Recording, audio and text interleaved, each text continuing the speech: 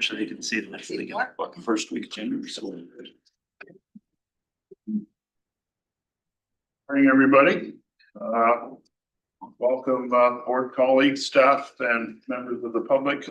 Welcome to Upper Thames River Conservation Authority's December meeting. I'm your chair, Dean Trentowski. As a reminder, Emily Chandler is serving as our meeting host. So if those of you online have connection problems or issues with the technology, please contact Emily through the chat feature. Today's meeting is being live streamed on the UTRCA's YouTube channel. Please refrain from whispers or side conversations while the meeting is running, as they could get picked up by the microphone. When the squares glow red, the microphones are muted. For a board member attending online, please have your camera on during the meeting, especially during voting and during any closed session when applicable. We receive regrets today from board member Anna Hopkins. Also regrets on behalf of Grant Inglis, who is recovering from surgery, and we wish him well in his recovery. Noting that board members Peter Cuddy, Skylar Frank, and Harj Najjar are attending this meeting online. Welcome. With that, I will turn to our territorial acknowledgement. We acknowledge that the Upper Thames River watershed is within the traditional territory of the Attawandaron, Anishinaabe, Haudenosaunee, and Luna-Pewauk peoples, who have deep, long-standing, and intrinsic relationships to the land, water, plants, and animals of southwestern Ontario. We acknowledge the First Nation communities within the Thames River watershed who are connected to and by the Thames River. These nations include Chippewas of the Thames First Nation, Oneida Nation of the Thames, Munsee Delaware Nation, and Delaware Nation at Moravian Town. In the region, there are 11 First Nation communities and a growing and diverse Indigenous urban population.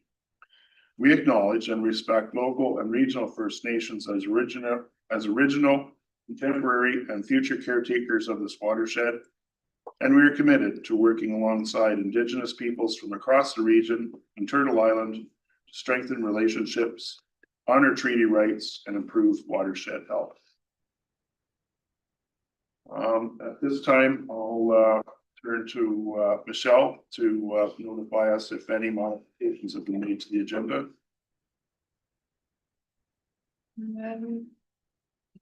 There was one that we are going to suggest. Okay. Do you want me to read it out? Yes, please. Okay. The suggestion was that the board amend the agenda to move items 8.1 and 8.2 up to follow item 4. And also at the request of the delegation, they will not do it. So mover and seconder to adopt the modifications as noted. George, Dean, all those in favor? Opposed, if any? Carried. Section 3, declarations of pecuniary interest. At this time, I'll ask if anyone on the board has a pecuniary interest to declare. None noted at this time, but should the need arise later on throughout the meeting, please indicate your pecuniary interest to the chair. As noted, section 4, presentation delegations. That delegation will not be heard today. The delegation is asked to defer their delegation status to a future meeting when the regulated area mapping changes will be considered. So with that, we will move to item 8.1 on our agenda, planning and permitting service delivery review. This item, as you will recall, was deferred from our November meeting. So I will turn the floor over to Jenna, who will introduce the consultants. We see the consultants online first, I guess that's our question. Yeah, sorry, I didn't know that we were moving them up. So I had told them around. Oh, okay. Well, I think with the change to the delegation as well, they're anticipating that to be longer. So with them canceling and requesting to be heard at another meeting, our timetable has been a little bit changed this morning.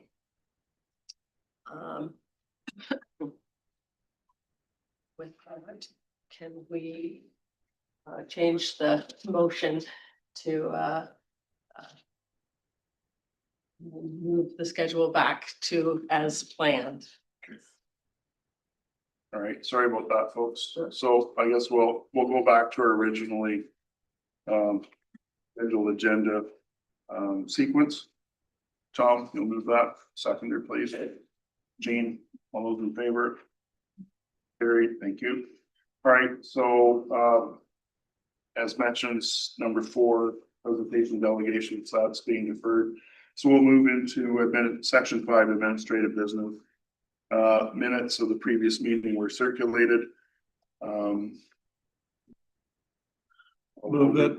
Yeah, I'll read the motion first, that the Upper Thames River Conservation Authority Board of Directors approve the Board of Directors minutes dated November 25, 2025, including any closed session. Mover and seconder, please. Mark. Scotty, discussion? All the question, all those in favor? Opposed, if any, carried. Thank you. 5.2, any business arising from the minutes? None so noted by the chair, but I'll just check one more time. Okay, nothing there. Item 5.3, correspondence. There was a letter received from Oxford County Warden Marcus Ryan. Read the resolution first. That the Board of Directors receives the correspondence from Warden Marcus Ryan for information. Your mover and seconder to receive that. Moved by Hugh, seconded by Jean.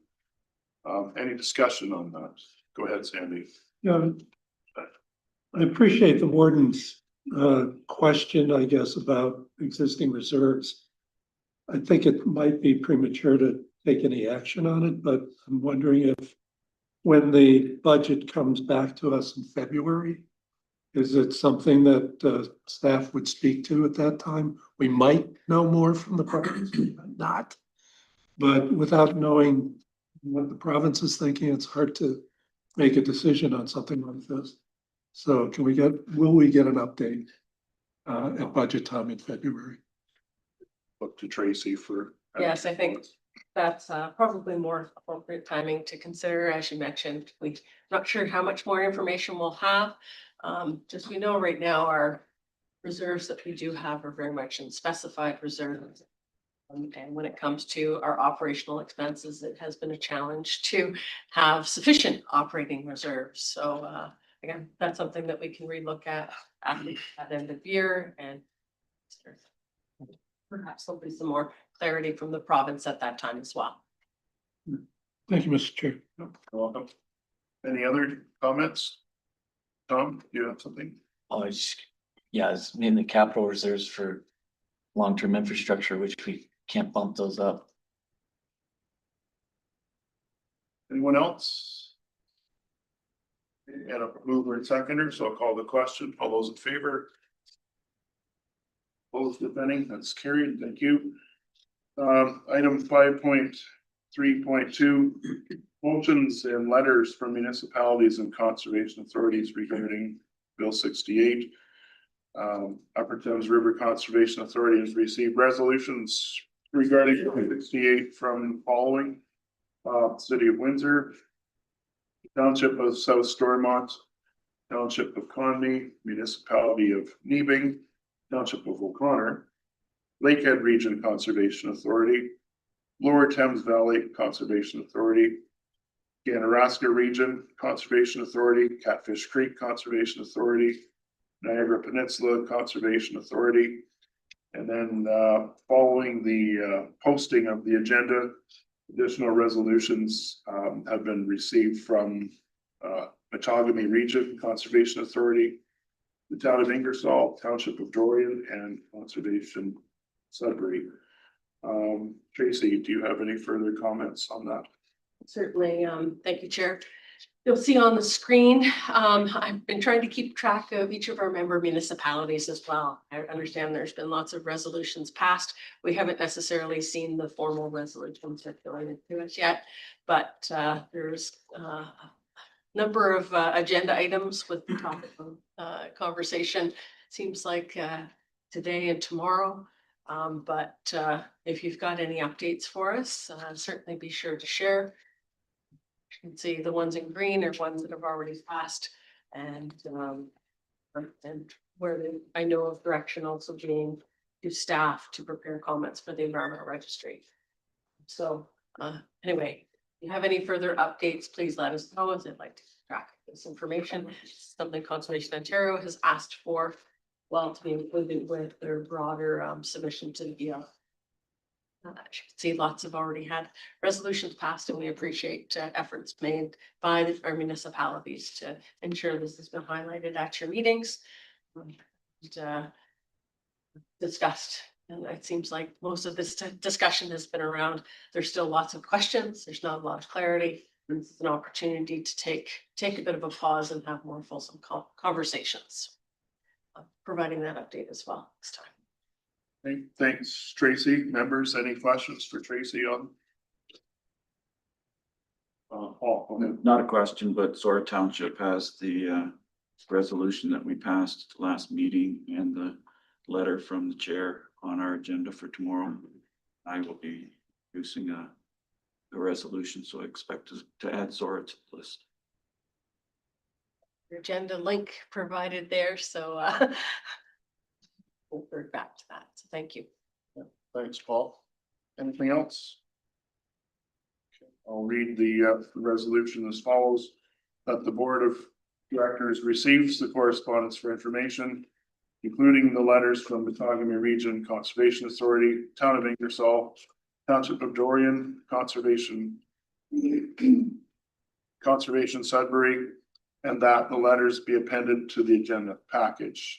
Mover and seconder, please. Brian moves, seconded by George. Any further discussion? Brian, go ahead. Thank you, Mr. Chair, through you. Yeah, Oxford County did pass the same resolution as well. I personally haven't seen any correspondence, whether it be for conservation authorities or municipalities, that's positive on the proposed changes. And I think that one of the great things, I guess, in hindsight, that the government did do last time was make it so elected officials are on the conservation authorities board. So this should get a lot more highlight than it could have possibly done, because a lot more of us know the great things and how the conservation authorities run and the impacts they have on our community. So you'll probably see a lot more pushback on this for that reason, and certainly encourage it for a number of reasons, but most importantly, because we get to pay the bill. And we usually have the say on how conservation authorities act and run in governance. The problem is now that the agency, that legislation for the agency has already been passed. And so we've already lost something, but certainly do not want to lose any more, and certainly want to push back to make sure that I don't think any money's been spent on that agency. So there's no harm in turning the thing Trump does, tacoing. Maybe the province can do that and go back and actually look at what's best for all of Ontario. Thanks, Brian. Any other comments from board members? I can advise the board that I am getting inquiries from the local media. So you will find snippets of that conversation with the media in the London Free Press, and most likely any CBC media coverage coming up here. So just want to make board and staff aware of that. Okay, I believe we had a mover and seconder on this motion. Oh, go ahead, Tom. Okay, just two things, like just picking up on Brian's point, is there anything further we should do at this point? Like, cause it seems like there is a pretty widespread backlash, at least at the municipal level currently. And then, you know, sometimes it's good to press your advantage I don't know if we're at that point to have that discussion, but you know, like seeking for a repeal of the body, or at least some greater consultation on what that actually will look like, you know, like um, just a thought there, and then just yeah, that's all I got. Thanks, Tom. Brian, you're next on the speakers list. Yeah, if to speak to that, I would say anything we can do. I think contacting your AMO rep is one of those things. The more we can push, they need to know. No secret that I'm not a huge fan of AMO at the moment, just from their advocacy standpoint, because it hasn't been very strong for municipalities. They haven't got the respect that they are supposed to have on a memorandum of understanding with the province on consultation. But I think that's where we, as municipalities, as members, need to push back and make sure they know our stance on this. And that same thing with our local MPs and our municipal councils. The more it's out there, the more that this is it's a groundswell of making sure that people know about the people who need to know about it.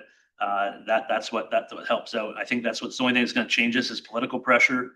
I don't believe the province knows or understands or cares about the impacts of the proposed decision, but if it's political in nature, then they may back away. Okay, thanks, Brian. Anyone else? Okay, seeing none, we have the resolution moved and seconded. I'll call the question. All those in favor? Opposed, if any, it's carried unanimously. Thank you. Okay, moving on to section 6 of our agenda, then the reports for consideration. 6.1, Upper Thames River Conservation Authority strategic plan for 2025 to 2030. As well, the timing is not ideal. These are, as we've referenced with the previous agenda item, these are local priorities made with input from our local municipalities and local partners. Having an updated strategic plan will allow Upper Thames River Conservation Authority's priorities to be identified in any potential consolidated conservation authority arrangement. So at this time, I'll turn the floor over to our general manager, Luciana, to lead the presentation. Yeah, so thank you, Chair. Following up on the presentation that we had back in August, we did incorporate some of the changes heard through the discussion at that time, simplifying some of the language, really focusing on our watershed residents in both the urban and rural diversity. So certainly keying in on some of those terms to reflect it in that updated plan. Simplified language as well to ensure that we had broader understanding, and also included draft operational plans. Really, those are intended to allow for a broader flexibility, especially during this time of uncertainty and forced change. We anticipate that any operational plans will be updated annually and inform our work planning. Getting down into the weeds will be those work plans, but providing those key objectives, the operational actions that have been identified, and some of the performance indicators of how we bring some of the reports that we've already done, things that we're already working on. You'll see asterisks identify the tie-ins to the watershed strategy, tie-ins to our land strategy, and tied into our streamlining report that we'll be hearing more about shortly. So really bringing everything together, as we'll see in those colored tables in the back of the document, to again be a strong basis point for whatever change that we have in consolidation that may be coming our way, but to provide that baseline data as something to be measured against.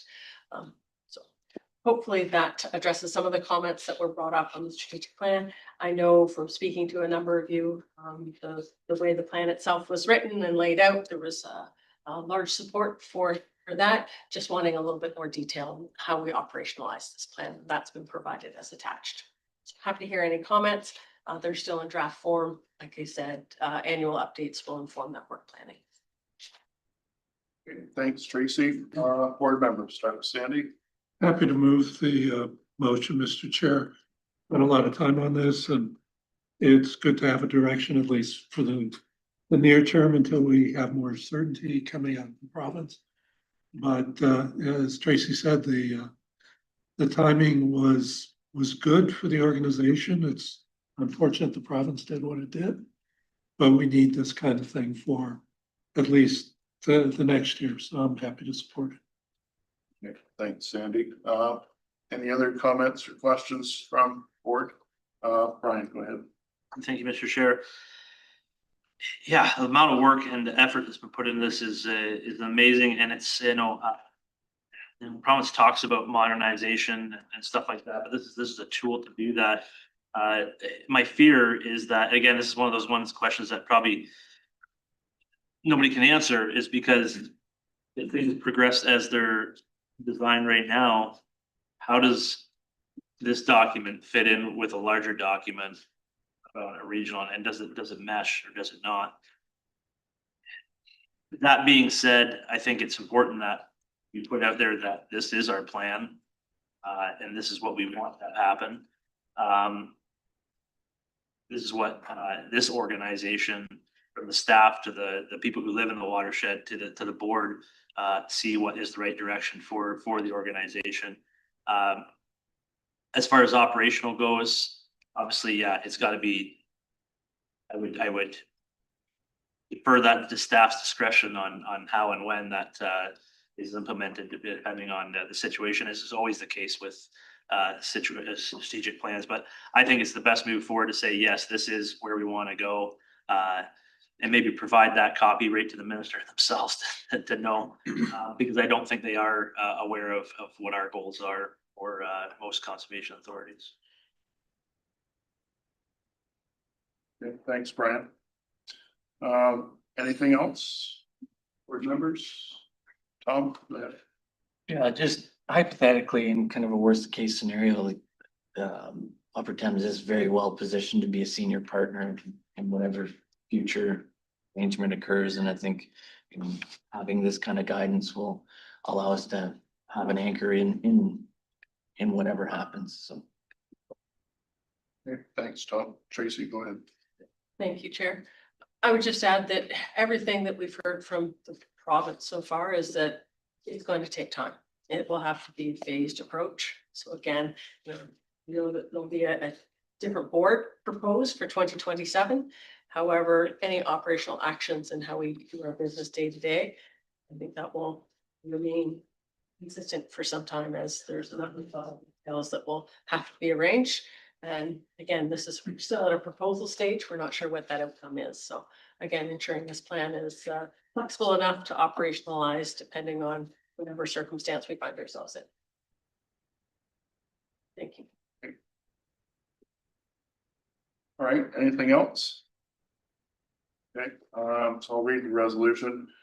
Resolution reads that the Board of Directors approve the Upper Thames River Conservation Authority's 2025 to 2030 strategic plan. I believe Sandy indicated he would move that.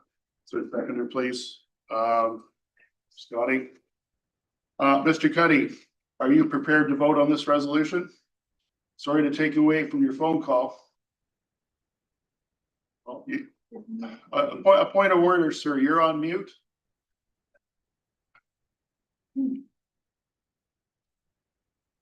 Okay, I'll read the resolution one more time because you're on the phone.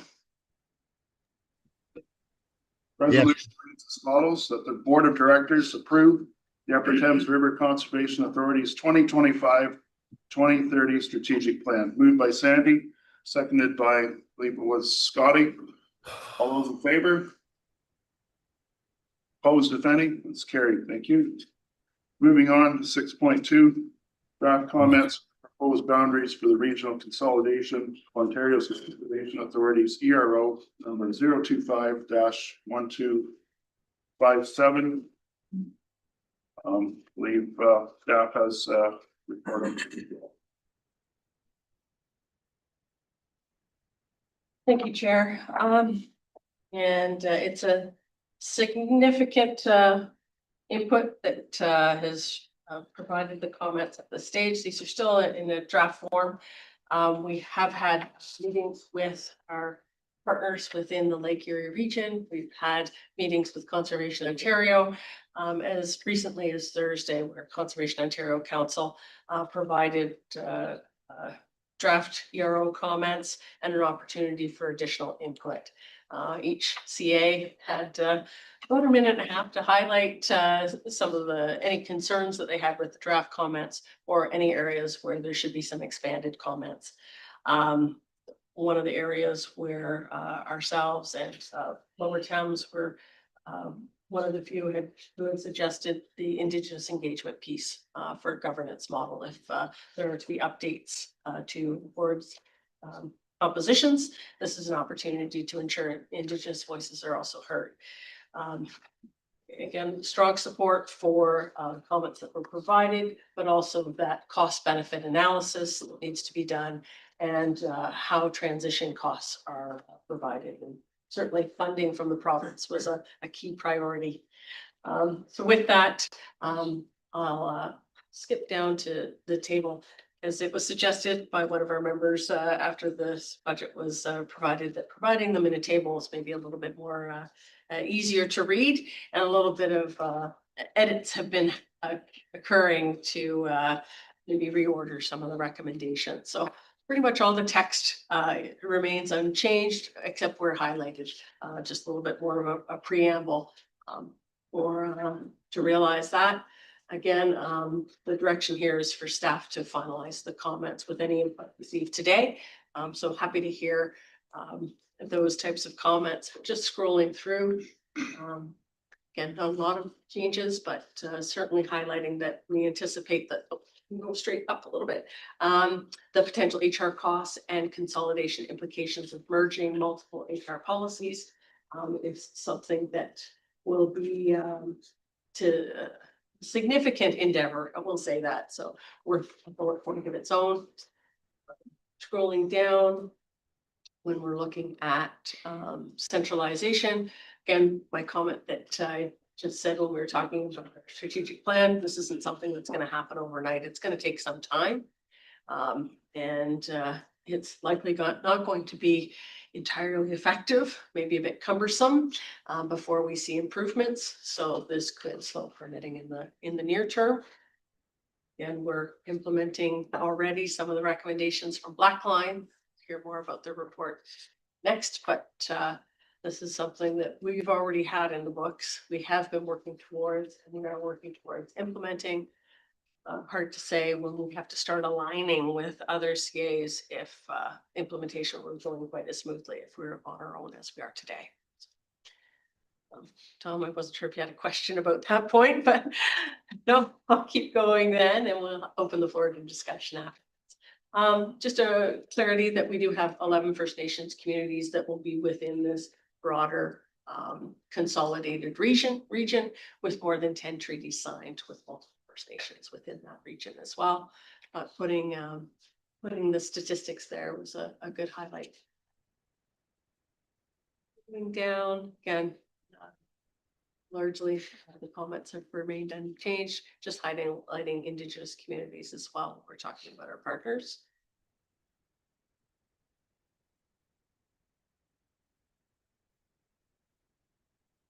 Again, the investment piece, and just highlighting that the current model of levy support for mandatory services provided by the province, if I can speak, is unsustainable currently. So we do want to add a few more details specific to our infrastructure. That's a highlight that most CAs within our region don't have the same types of infrastructure and assets. So just recognizing that WECI gap continues to be larger and larger as the age of our infrastructure is getting older and needing additional monitoring and maintenance activities. There was a suggestion as well, should we add in the provincial share of 25% of the cost? Looking back in history, should we be asking for additional investment? That investment has decreased significantly over time. Is this an opportunity? So if the province wants to have these new relationships within the regions, that they provide additional funding support in these areas too. And just clarifying some of the budget development side of things. So dealing with our issues of budgeting, reserve allocations, our category 3 programs, funding, and other financial considerations require the province to consult with us and need to be in place before that consolidation. Answering those questions that we've already had this morning about responding to Mayor Ryan in Zora. These are lots of questions that we have, and we feel that we need to have that solidified before we're moving forward with these plans.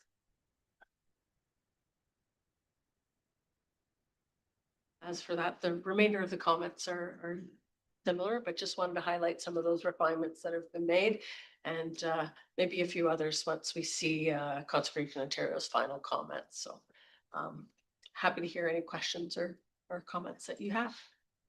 Okay, thanks, Tracy. I'll open the floor to the questions or comments on Tracy's presentation before I read the resolution. Tom, go ahead, please. Thank you, Chair.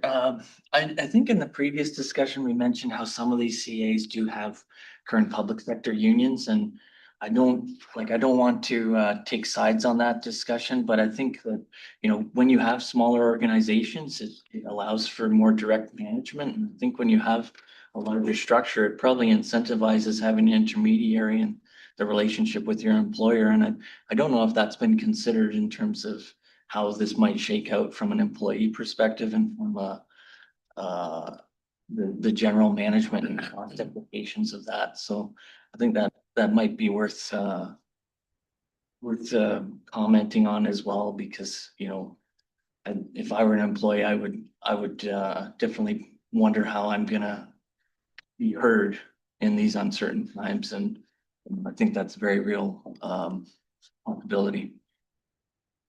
Thanks, Tom. I seem to recall either reading your comments, reading them or hearing them in the course of our discussions amongst in Conservation Ontario, amongst the other authorities.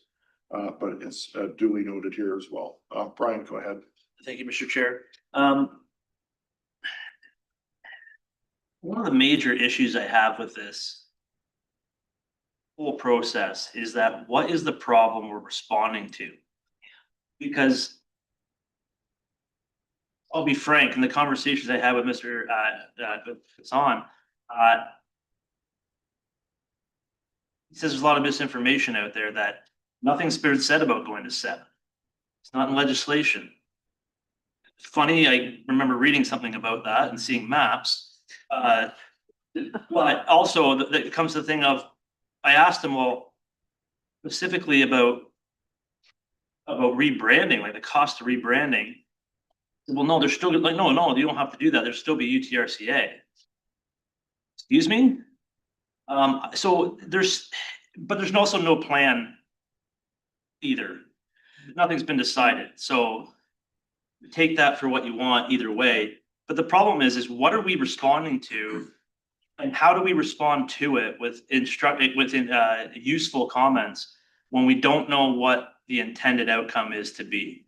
And so it's like an impossible problem, and it is a trick in consultation where you put vague and hopefully say someone says something you want to do anyway, and you go, well, we heard it from people. So that's what we're doing. The one thing that I do think we need in there is to put a little pressure on the province, again, on their own policies that they've failed to update. If their whole thing is modernization, making things faster, I don't know how they haven't heard this yet, because everybody's been saying it for years and years and years. They need to update their outdated policies that are 30 years old to be able to make that happen. And they're sitting here waiting and waiting and waiting. Seems to spend all their time on coming up with new ideas for us to do. So what is the problem? They're actually, what they need to put out more information, what their intentions are. Because on one hand, it's like, we're just going to 7, but then we're going to keep the same there's gonna be no change in service level, but there's gonna be more resources, but there's not gonna be. It's just a circle of trying to figure out, do you have a plan or do you not? Do you know what you want to happen? Do you not? And it's really difficult for people to respond to something when it's not clear and provide useful input to that. And I think that's what we see is, but then you have him stand up at a microphone and say, there's so much misinformation out there. Yeah, it's hard to have clear information at this point. So I appreciate staff, like, and that's the thing is, everybody's taking this going, okay, if this happens, but we don't know what happens. And I'm afraid we're gonna lead down a road where we're gonna design this ourselves into a way we don't want to get into. You know, when you're doing EAs and stuff, there's always the default do nothing answer. And I don't think that's being considered at this point of what that is. And the other point is, when it comes to the clarity standpoint, is if you're not, brought this up Friday as well, as what are you truly trying to solve? Is it, do you just want consolidation? Or do you want like resource levels at a certain point? What point are they supposed to be at? And then after the last 4 years, I think it's proved that CAs can respond to anything. What does that look like problem solving wise?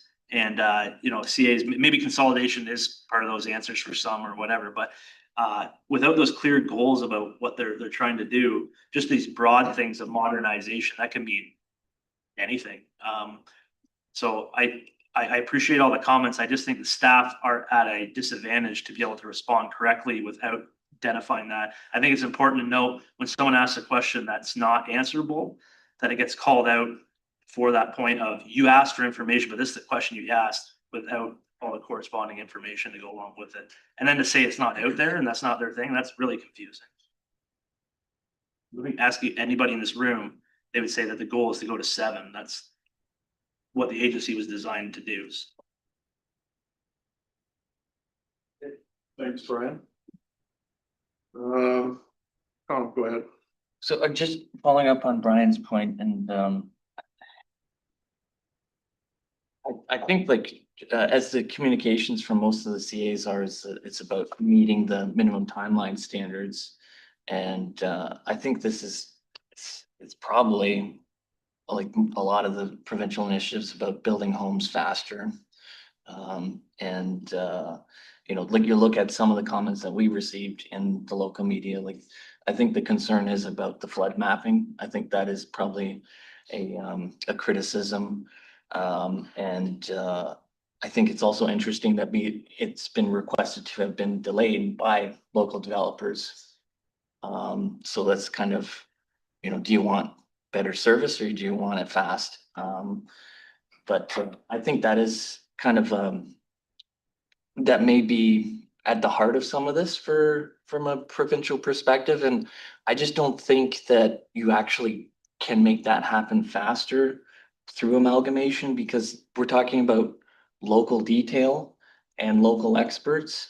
If they wanted to provide more funding or more centralized expertise for hydrology, then I think that might get them closer to their goals. But you got to look at, if you're not removing staff, you're going to have the same number of individuals, you're going to have the same expertise and added costs of like cross training if that is where the efficiencies are. So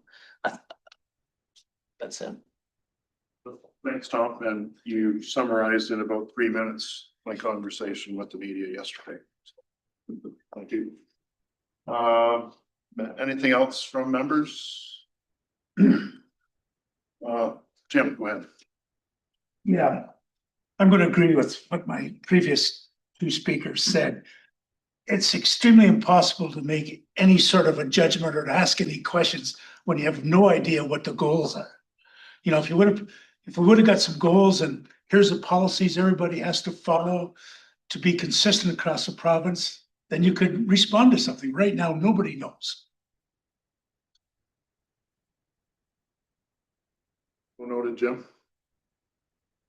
Anything else? Okay, read the resolution as follows: that the Board of Directors delegate responsibility to the general manager to prepare and submit final comments on the posting in advance of the December 2022 or December 22nd, 2025 deadline. Moved by Jim, second by Jean. Any further discussion? Being none, call the question. All those in favor? Opposed, if any? Carried, thank you.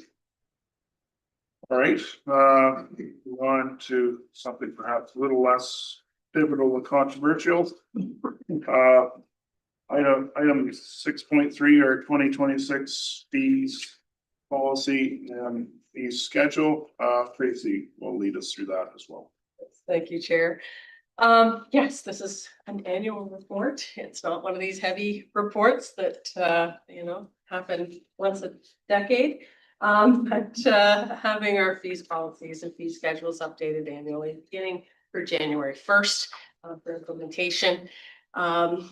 We have not yet received, I have looked at my email this morning, a direction from the minister regarding a fee freeze, but we did anticipate that would be forthcoming this year for any fees related to planning and development applications. So as you can see by the schedules, there has been no changes proposed there. However, some updates just to reflect some of the language and legislative responsibilities, just so there's a little bit more clarity to applicants. There has been some updates as well with our parks fees.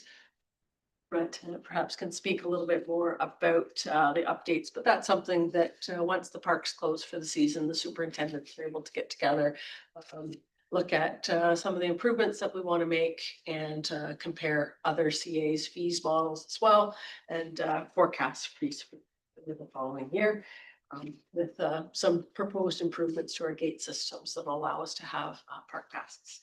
When it comes to our forestry services, we're always updating to reflect our nursery stock prices to ensure that they're aligned with the price changes for the following year. And for our hunting fee, we'll see a slight increase by $5 for those permit fees. Okay. Happy to answer any questions, and managers are here to respond to the schedules that are included for their departments. Okay, thanks, Tracy. Board members, any questions for Tracy or staff? I'll start with Brian and then Paul. Thank you, Mr. Chair. I can turn anything into a negative. But I'm going to go back to the fee freeze. And again, this is coming up on 4 years of inflationary cost at minimum being passed on to municipalities. So that's being downloaded to ratepayers. And again, I know at the municipal level, at least in Oxford County, we're doing a major fee review because an official plan amendment, Toronto's $250,000. So there's room there to be, okay, do we want to be in it? Is there a deterrent there to people not doing official plan amendments when not needed?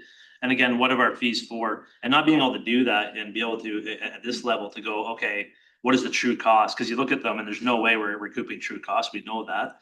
And every time that we don't raise them, they keep going up. So there's the question on consolidation again is, how can you have one regional conservation authority with different fees across the board and items? And so I can't imagine that, a Sabo Bayfields one will be the one that's used for everybody, nor will the grant. So these are all these questions that keep coming up in the everyday business of every conservation authority about how will that be addressed?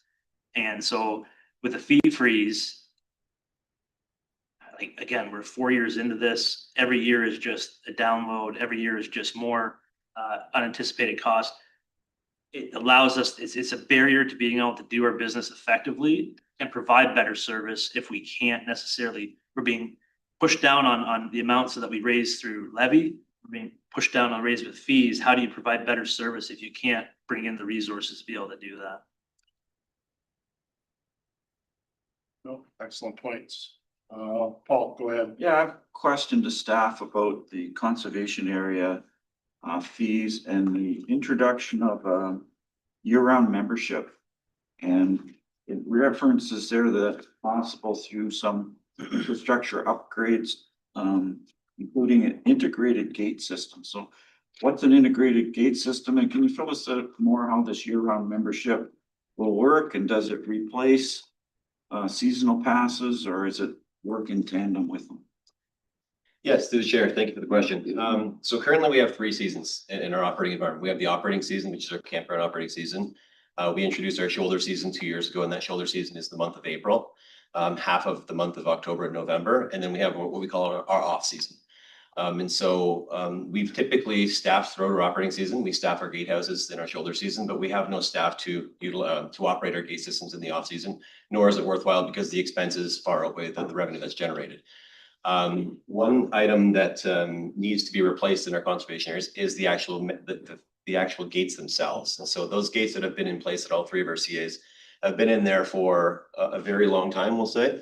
A very, very long time, to the point where the third-party vendor that services them has been telling us for 2 years now that they're obsolete. You can no longer get parts. They have parts in inventory because they've been removing them out of other CAs and parking areas, and so they've been saving those parts for us, but they've been pushing us to go to a new gate system. So we know that. We've been looking at a new gate system, with the entrances, Haddock, Wildwood, and Fanshawe, our day use concept plans, all those things kind of in the midst. We didn't really want to invest in these gate systems to only have to pick them up and move them in due time. But we're at the point where we need to invest in these gate systems. And so that's what we're doing. So the new integrated or automated gate system through a different vendor allows us to integrate with our Camus reservation system. And so when you reserve a campsite or when you buy a day pass online, you're able to get a barcode, or you're able to, the gate system talks with our Camus reservation system. And so if you can buy a pass online, it comes to your phone, you can scan yourself into the park for the day. And so there's multiple benefits there. And then the other piece that's automated is that there's a pay and display machine that you can put at the gate. And so if you're a membership holder or a seasons pass holder, you can swipe your access card and get access to all 3 of our CAs. But if you don't have a membership or a seasons pass, when you pull up to the gate, you can actually purchase a day pass from the system. So it's twofold. You can purchase one online, you get a barcode to your phone and you can scan yourself in. Or if you don't have a phone, or if you don't know that process, you can actually drive up to the gate and purchase a day pass, similar to any parking lot that you see. And so that's what's driving it. The infrastructure needs, the automated integrated gate system benefits. And then the third piece is site control and access and security. So part of our 1424 Clark Road, so this site here, we did a site assessment for staff safety and security. And one of the priorities or recommendations was that we need to improve our site access and control. After hours, we have a lot of traffic coming into our CAs, into our areas that, that we don't know. Well, we know and we don't know to the extent of what's happening on our lands. And by implementing this automated gate system, we're able to kind of close down our gates after hours so that we're not having traffic come in here at 2, 3, 4 in the morning, doing things that no one should be doing at 2, 3, and 4 in the morning on our lands. And so part of the structure of how we implement that is to remove the shoulder season and proceed with an operating season and an off season. So during that off season, during business hours, so 7:30 to 5, we're typical, where we're the conservation center is open to the public, to our municipal partners, to whoever wants to, come here for meetings. The gates will be open. And so it's daylight. Staff are here maintaining the property as they do 12 months a year. It would be free access. After hours, we're proposing that there's a gate system to limit access to those that either have a membership. And I don't even know if we would, I believe that the plan is you can't buy a day pass in the evening after hours because it's no longer day use. It's closed. There's a significant level of risk there that we're not willing to continue to assume. And and then on the weekends, we have staff at all 3 of our CAs 7 days a week now for site security and operations purposes. And what this will do is provide control to the weekends as well. So if you have a membership, you can put it in, or if you have want to come out and enjoy the park, you can do so at a reduced off-season rate for the shoulder season. Follow up to that, it may be in the fee schedule, but I missed it. Or what type of how much would your own membership be? Is that still for discussion or? Yeah, so the membership fee is 12 months. It's what we used to call our seasons pass. It went up by $20 or less than 11%. So it went from $150 to $170. But we are still retaining that seasons pass. So if you're a seasonal camper, and really you only require access for the season, the camping season, you can still find that value or seasons pass to get you in for the campground operating season from May 1st to mid-October. Okay. So the fee or the value that you find in that membership that now is 12 months, it used to only be 8 months. So really it's, if you look at the 8 months for 150 or 12 months for 170, you're actually getting better value and at a reduced price. Cool. Thank you. Okay, thank you. Any other questions? Brian, go ahead. Thank you, Mr. Chair. One of the things I thought of about the fee freeze is it,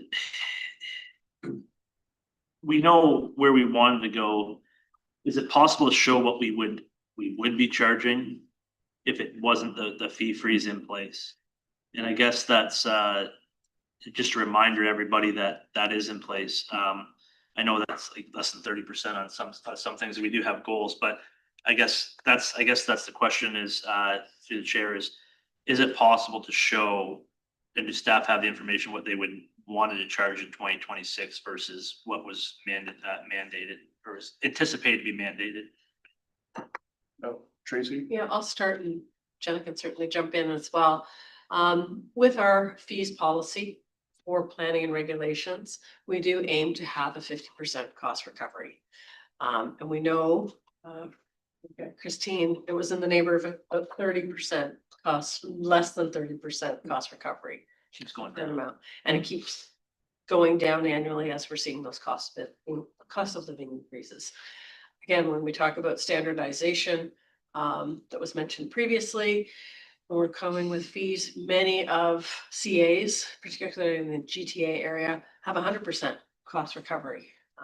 They know it's not entirely cost recovery when we're dealing with violations and things like that, but that's their goal, that's their target.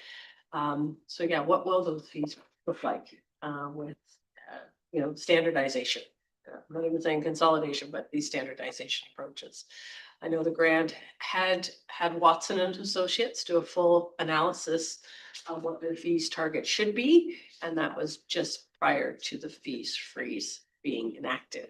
So they have never been able to implement those recommendations from their Watson report. So just giving you a little bit of a context for what I'm aware of that's happening around the province. It's the Central Lake Ontario CA that I think Brian's aware, when we were meeting with CO a few years ago on this matter, they actually have a bylaw from Peel Region saying that their fees need to be cost recovery and 100%, and they have not been able to achieve that requirement because of the fees freeze. So each year that passes with cost of living changes, yeah, we've seen it. I think initially around 35% cost recovery, and then that down just below 30%. Christine sharing today. Jenna, I don't know if you have any other thing to add to that, or Just that fees can be often difficult to predict. That we saw a steady increase in our fees for many years, from about 2018 through to 2023 was our peak fee revenue. And then in 2024, we saw our fee revenue dip down, and it's pretty consistent with I think where we'll end up at the end of this year as well. And that seems to be because of subdivisions. So we generate our largest fee revenue through subdivisions, and we aren't seeing the same number of subdivisions that we were seeing kind of through 2021 through 2023. So we're not generating the same kind of revenue from those types of developments as we were over the last kind of 5 years. But so we're trying to take all that into account. I think our staff have lots of ideas about what they'd like to do with the fee schedule should the freeze be lifted. But we haven't wanted to invest too much time and energy into looking at that, knowing that the province is likely to extend the freeze and now potentially standardize fees across the province. So. Follow up. Yeah, so go ahead. Brian. Sir. Well, I guess that's my issue there is that fees could go up a lot higher here through standardization.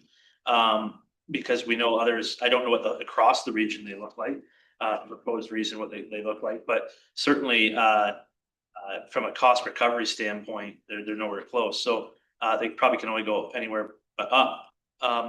My guess is that I think this is certainly to revise some of the advocacy work that was done. I think we're having this conversation again. That's one of those things that we're having. That probably be some larger conversation across the watershed on this issue is bringing up those downloading issues as well of those fee structures. Again, you know, if you don't have reasonable fees, there's no barrier put in place to Use. to use. You know, Oxford County's official plan is $7,200. That's not a barrier to anybody looking at policies coming and be like, do we comply or do we put official plan amendment in? You know, there's a reason why Toronto and Burlington and Hamilton and I can name a lot of them have higher fees structures to try to deter some of that. And if it is reasonable, you're trying to get the speculation of the system. A lot of what staff is dealing with is speculation, where, and again, we don't get taxation from it, so we don't get the benefit. So of the development.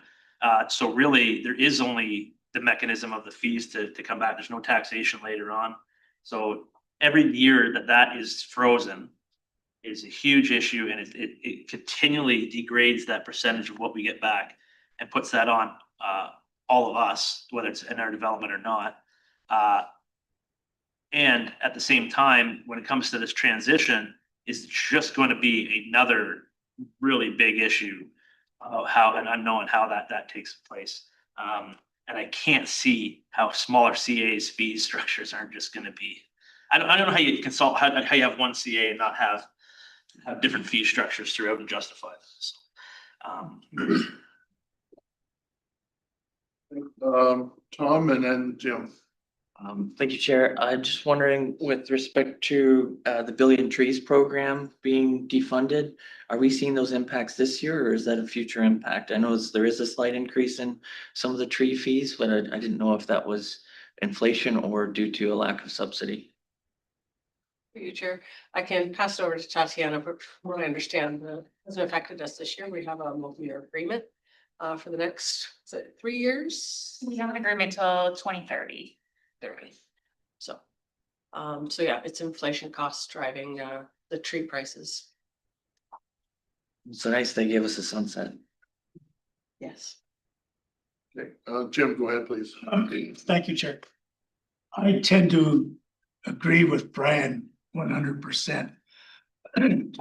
Especially right now with the unknown transition that may be happening. Even me personally, when I look at this fee schedule, I would really like to see what the 2026 fee is. And then right beside it, for those fees frozen in 2022 or whatever, have the current number, what you can charge, so I can actually see that difference. And I believe that in the transition, somebody will be given a job of looking at all this, all the 7 CAs, and they'll pull up fee schedules and think, oh, this is what it is, and maybe come up with some sort of average number with no questions asked. And I think it's best that the actual fee schedule shows the actual cost, and if it's been frozen, have that number in there. Yeah, thanks, Jim, because yeah, right now, if there were to be a discussion about fees, whether it's in the public domain or with our watershed municipalities, all we can say right now is we offer a 50% discount, and we're not able to raise our fee charge. So as a result, it's more than 50% discount, as Christine and Jenna have alluded to. But I would support that idea of quantifying those statements with actual dollars so that people can see it for themselves.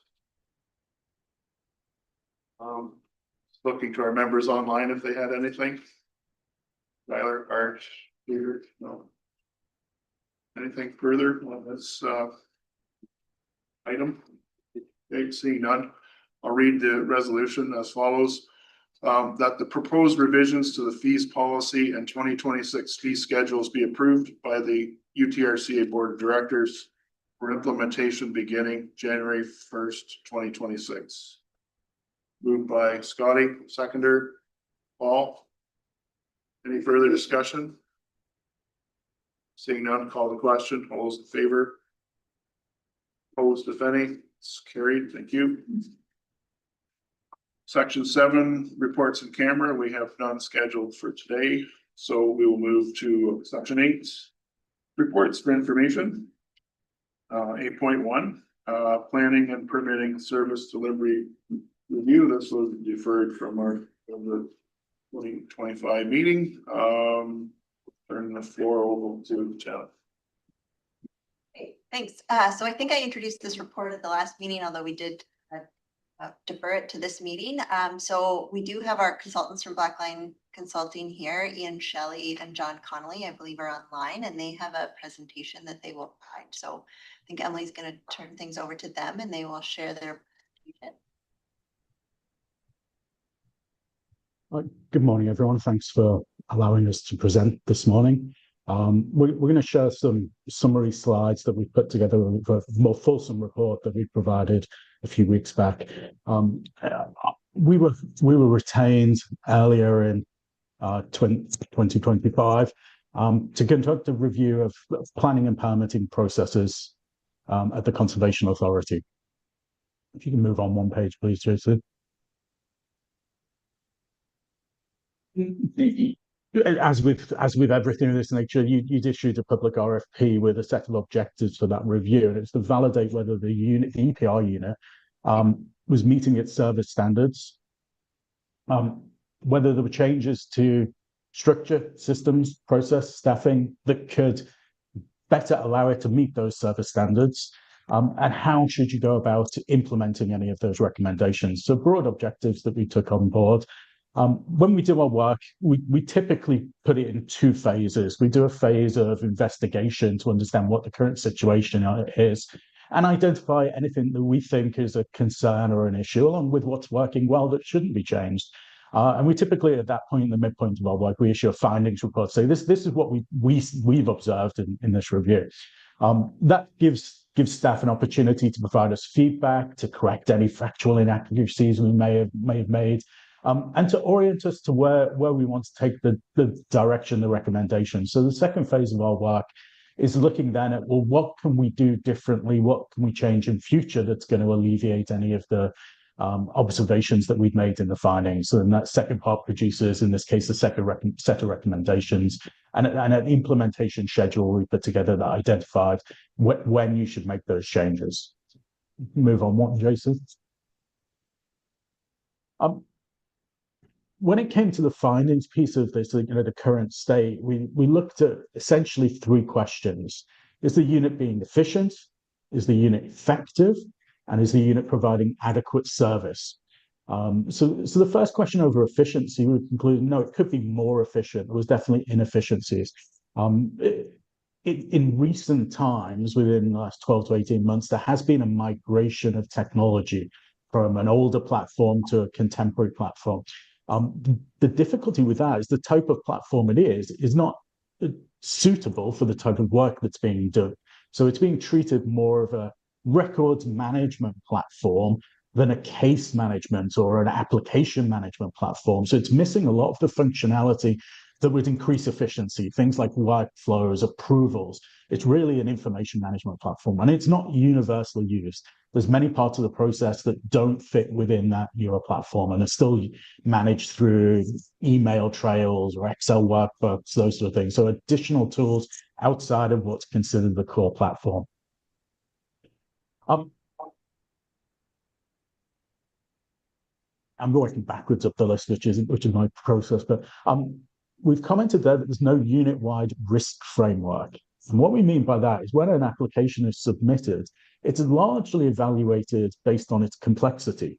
So development applications of similar complexity get a similar amount of scrutiny.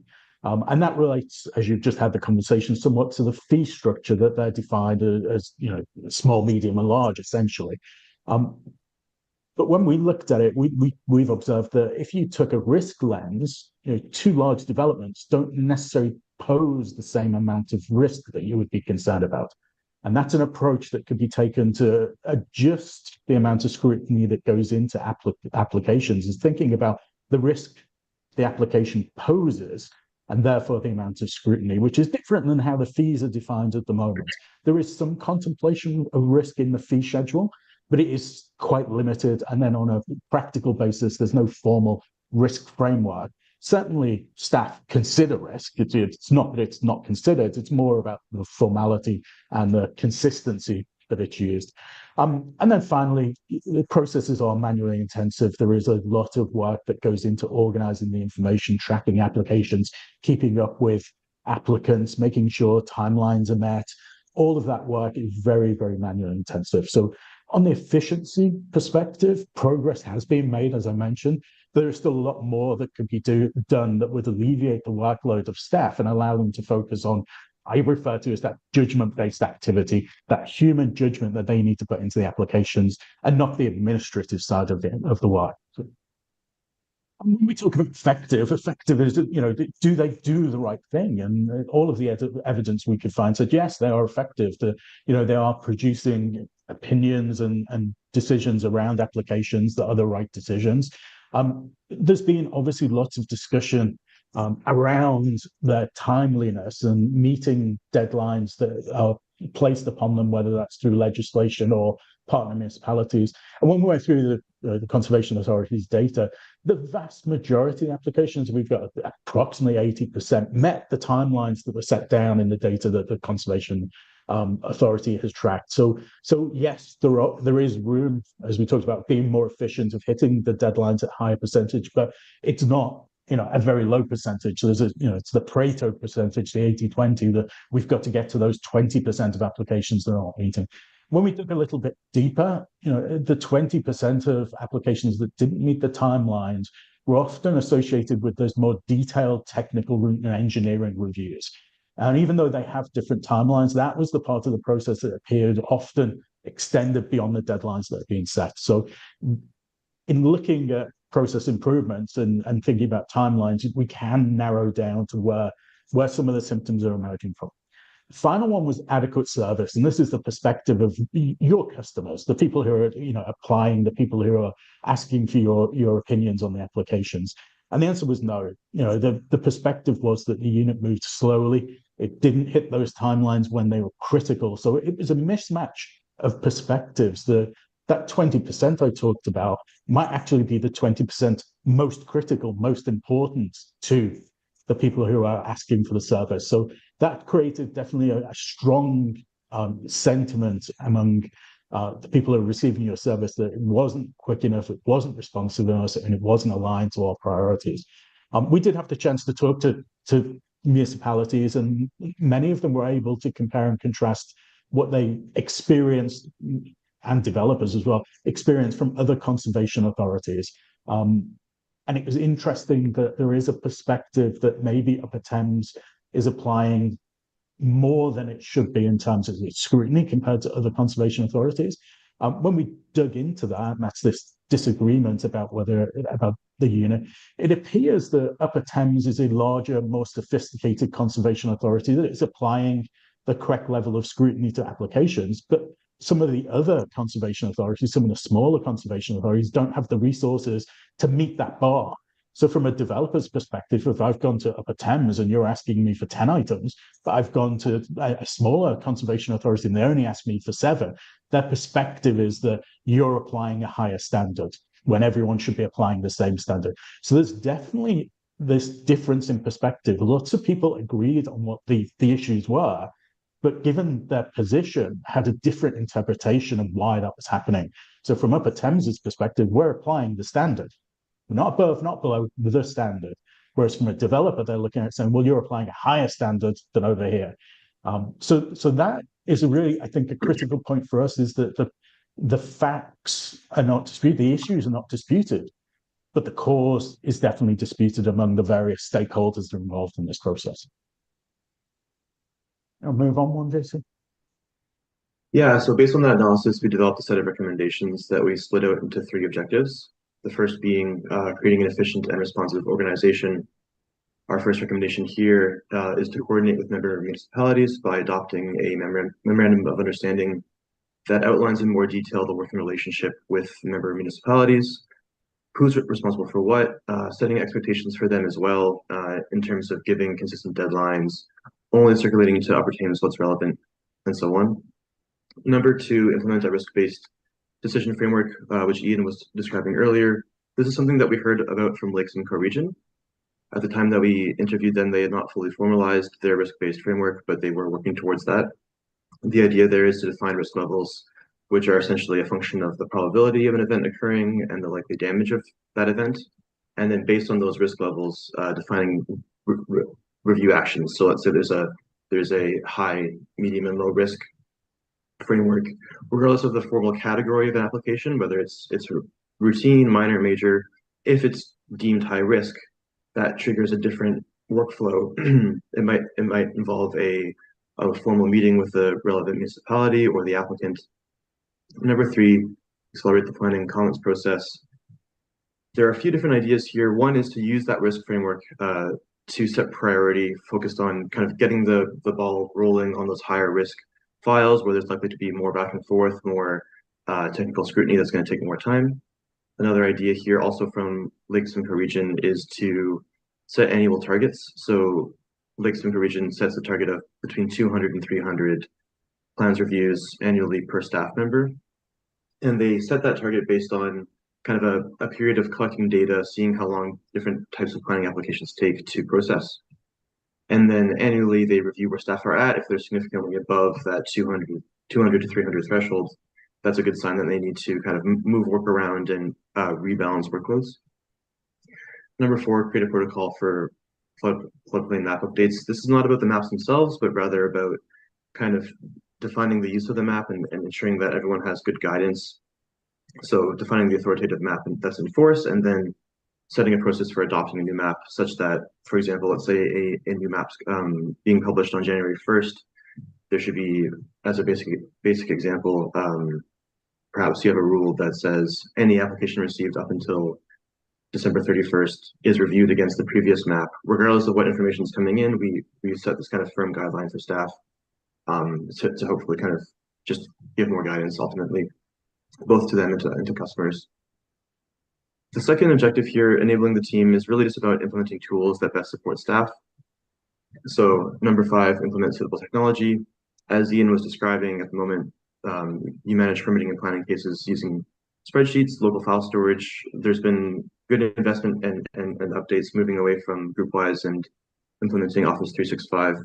But at the same time, there's still a fair bit of kind of document management in the workflow that staff pointed out to us was a bit arduous. Of course, any investment in technology is now dependent on what happens with the province. Number 6, promote a culture shift to be solution-oriented. So, as Ian was saying, conservation authorities, municipalities, developers all have different, at times opposed priorities. And while there's a healthy tension there, at the same time, it's challenging to manage. So this recommendation is really about changing the perception of Upper Thames as being rigid and conservative in its decision-making. Some recommendations here around reviewing customer service standards, meeting regularly to discuss complex files, getting feedback from staff on what's working well or what they're finding challenging. That piece about feedback feeds into number 7 as well, implement continuous improvement measures. So this is about collecting feedback, whether it's from staff, from customers, through surveys, through quarterly meetings. We have a few kind of recommended approaches in the recommendation. And then ultimately, how do you implement the changes that come forward that you believe have merit? Whether they're quick fixes, changes to a process, something like a major tool adoption. Number 7 kind of describes the process to keep implementing those improvements. Finally, the last bucket here, measuring our performance. This is about building on your relationship with outside interest holders, demonstrating that the authority effectively meets its goals. So it's really about setting a set of key performance indicators focused on measurable targets of effectiveness. We've included an Appendix E, that outlines some potential metrics, things like looking at resubmission rates or the rates of pre-consultation, trying to increase how many applicants are coming to pre-consultations, and then creating a simple dashboard on those metrics, perhaps contingent on any software that you invest in. And then finally, reporting on those metrics, which is also closely linked to number 9, inform groups of changes to relevant information. Here we describe creating an external communication plan that defines how Upper Thames circulates info on changes to its process. As an example, if a new floodplain model is being released, what are the communications what's the strategy to communicate that over, the 6 months leading up to that, and just kind of giving guidelines for exactly how that should go. There's also an idea here to release an annual report based on those metrics collected in number 8 and kind of show the good work that staff are doing, because you are meeting timelines, and if you introduce these other measures of effectiveness, I'm sure that they will also show kind of the good work that staff are doing. It's important to communicate those wins. And finally, there's a final piece there around maintaining reference materials on the website. Of course, with all the change that you're experiencing, keeping those up to date is both important and also challenging. Finally, here we've cast those recommendations out against this timeline. I'll just note implement suitable technology we've pushed out to kind of the middle of 2027, just based on the understanding that we won't know what's happening with the province until probably later in next year, and as such, any major investment in technology is perhaps wise to hold off on that for now. And I'll pass it back to Ian. I want to highlight, I mean, this is not distinctly, directly part of our work, but as we did the review, and as we do any review, we get a sense of the team that we're working with. We get a sense of what's important to them, what they're experiencing. And I want to really endorse the idea that change management is going to be critical here. Having a strong set of support to help this team make these changes is very much required. And I think it's required for 3 reasons. The first one is that people who get into conservation, and very clearly the staff here, have conviction. They believe in the work that they're doing and what it's achieving. And to suggest that it needs to be done differently and that it's still going to be okay is often a difficult thing for people with conviction to achieve. The second point that we've seen is what we refer to as regression. There's been changes in the last 2 years, but it's very clear that some of those changes haven't stuck. People have gone back to their old ways. And the IT is a great example where people have stayed still using some of the old systems because they maybe lost a key piece of functionality in the new system, so they weren't going to bother with that. So there's that sort of going backwards. So the change was made, we tried it, we didn't like it, we went back to doing some of the old things. That's not universal, but there's definitely some regression. And probably the biggest concern that we put forward around making this sort of change is the phrase change fatigue. Staff have had change pushed onto them continuously for the last 2 years. And many of them expressed to us that they wanted some stability. They wanted things just to, be stable for a while. And they didn't feel that they could tolerate more change. And yet what we're proposing here is more change. What we're proposing here is, the practical, physical, hard stuff, whether that's IT systems or processes or memorandums of understanding. But it's also the softer cultural stuff, taking a risk-based approach, being more solution-oriented in how we interact with, the stakeholders. And those 2 things, the physical stuff, it's sort of easy to change IT systems, obviously, I'm oversimplifying. Much more difficult to change culture and those sort of things. So I think the entire package, both of what the recommendations are, how they span both the physical hard stuff and the softer cultural stuff, and the situation of having a team with strong conviction who've been through a lot of change and a desiring of stability, really reinforces that to make this successful, you need to wrap a very strong supporting change management program around it. That was everything we had to present today. Certainly happy to take any questions. I'll turn to staff. Jenna, anything further to add there? At this point. Tracy? No, at this point, I'd love to hear feedback and questions from the board. Okay, I'll open the floor up to members, starting with Brian and then Sandy. Thank you, Mr. Chair. Gentlemen, I want to say thank you. Being on, municipalities and councils and boards, we get a lot of documents that suggest strategic change. This is probably the best one I've seen in my career. Is it always nice information? No, but it's useful information, and that's what the most important part is. There is that we see what we're doing right, and we see where we can put resources in to be able to do that. If my wife calls, don't pick up the phone, because I don't want you to analyze my life, but she will want that. I don't know if I have a question. I guess I want to point out that, again, that there's things in here that are being offered to be delayed. And if we can have that slideshow sent to us, I think that's something we need to highlight, is that we have recommendations on how to make things better, but because of the changes, we're going to delay implementing that because of we don't know where we're going. And I think that those are key pieces of giving people. I never want to give people jobs to do without the resources to do it.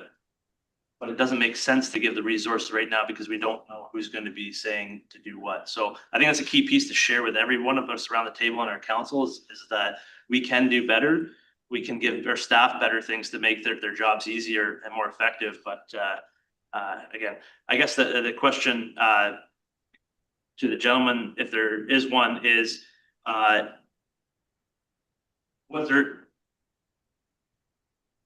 when it comes to those resource levels, what would be the most important thing that we could do from a board level to make this effective implementing it? I want to go back to the change management piece, because I look at boards as, you know, your governance.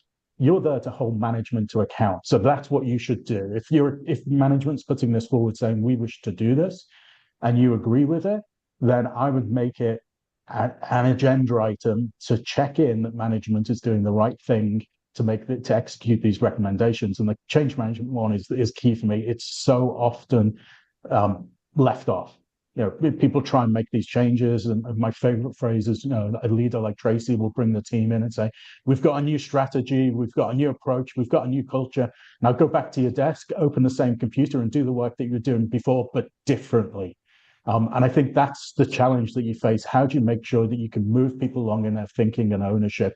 And as a board, I would strongly encourage you to hold Tracy and her team to account for this and get them reporting back on how they're doing it, how the progress is being made, and how they're measuring the success of the change.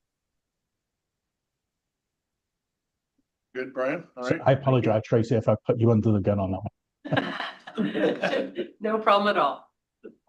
Sandy, you're next on the speakers list. Go ahead. Thank you. I actually had a resolution to make at a certain point that this whole piece ends up on the quote unquote to-do list. And that we as a board get regular reports, and in my mind, that's no less than quarterly on progress. You know, Jenna has started it with her report in 8.2. But I certainly, you know, agree with the consultants that we have to stay on top of it as a board, otherwise it gets lost. The big piece that I'd like some advice from the consultants is, I agree with you very strongly that the change management piece is important. It's also the most difficult. And I'm aware that the province actually puts resources to change management by assigning a change management advisor to some of their change projects. A friend of mine with a ministry pointed that out. So, I mean, what would you suggest we do as a board, other than asking staff to report on a regular basis how they're doing?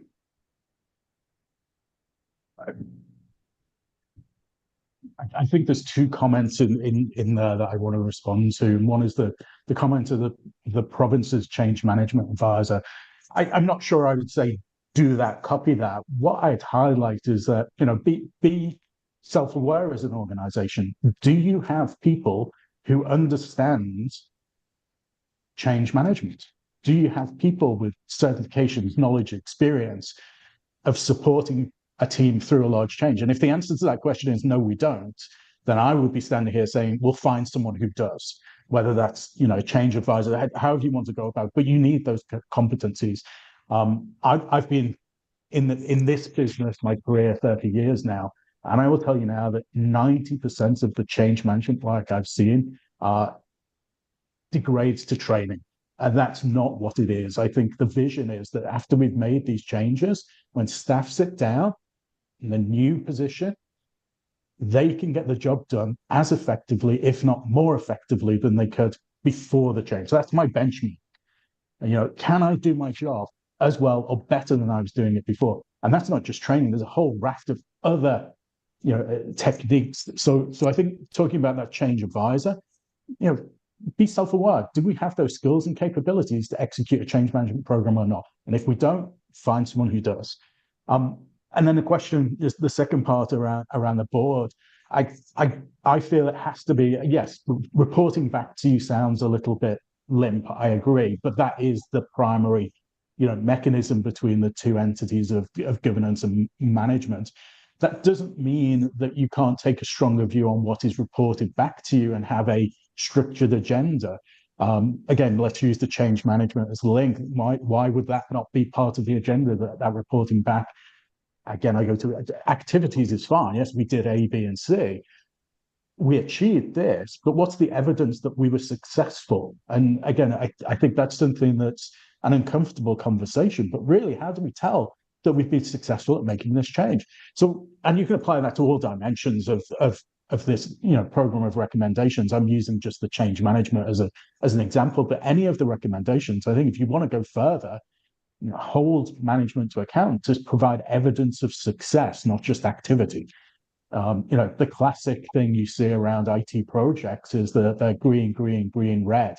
Well, how do we go from green to red? Well, we weren't really green before. We were just saying it's green because we were measuring activity progress. We weren't measuring impact and outcome.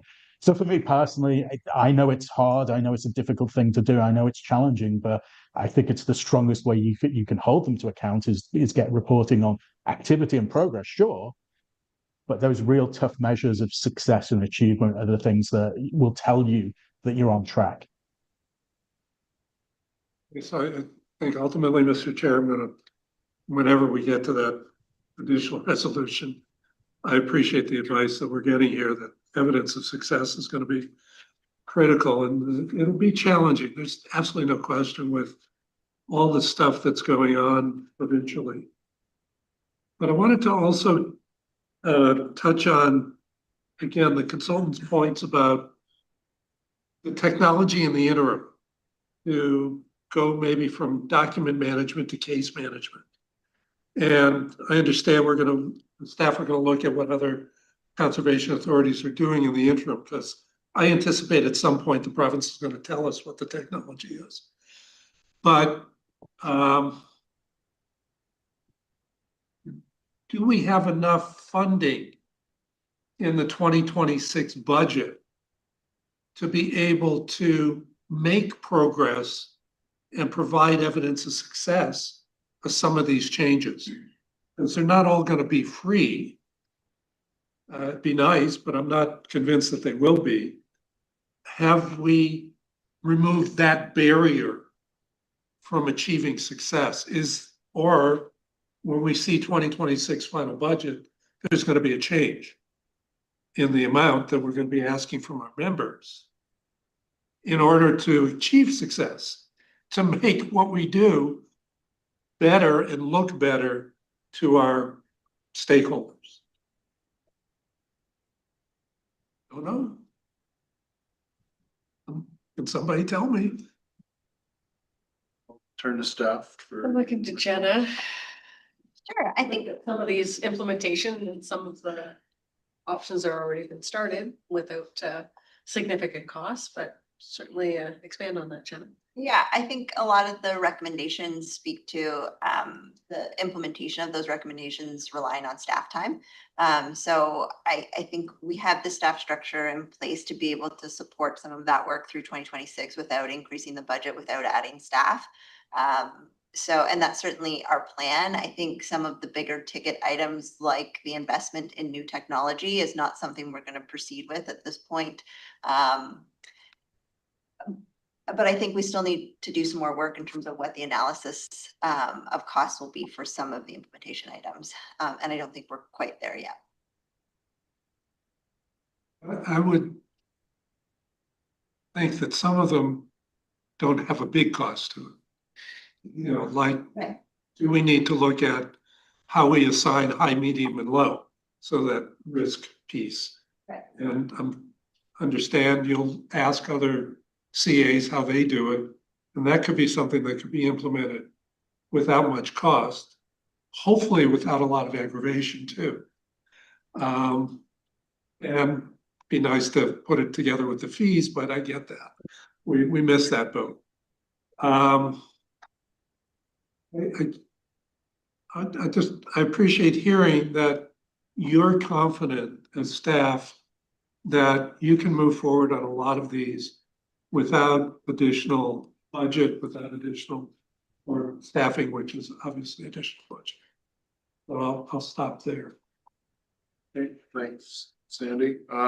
Jim, go ahead. Thank you, Chair. I think I've said this before, but if I go back a little over a year ago, I believe the consultants, they kind of hit the nail right on the head with their findings. However, I think these current findings are always discussed with staff. And if I can think of the last 6 months, I have heard from numerous staff in the municipality of St. Mary's that have been very positive on change, the responsiveness of staff and things like that. So I think it's already started, or it might be just directly related to the staff person in there, but you may be able to comment on that because I've already seen it. Yeah, I have. I think that we have been trying to make, we're always looking for opportunities for continuous improvement. And I think that there has been a significant amount of change over the last year. And I think as we've kind of worked through the review, a lot of change has also been happening at the same time. So it's great to hear some positive feedback. And I think that's what we're looking for. So yeah, just looking to keep moving that forward. Tom, go ahead, you're next. I'm just wondering what that actual risk-based assessment looks like, because I think like when you go away from complexity, the complexity is the actual technical factors that contribute to risk. And I think that it is possible to go to risk-based if you actually have a static flood mapping, right? And so I think those two, like, and that's kind of why the flow chart is the way it is. But I think once you get into a higher complexity situation, in the past, prior to regulatory changes, we could work to modify our boundary in a real-time basis. Now we can only do that on an annual basis, going through proper public consultation, right? Like based on the process we approved last meeting, right? So I think it'll be, I think it's doable, and it really highlights the importance of the flood mapping. But I think the reason we've been resistant to updating the flood mapping is because of the flexibility that it has allowed us to respond in the past. And then just to like two other points, you know, we recently updated our process management software for our building department, and it's like $10,000 to $15,000 a year with an escalator clause.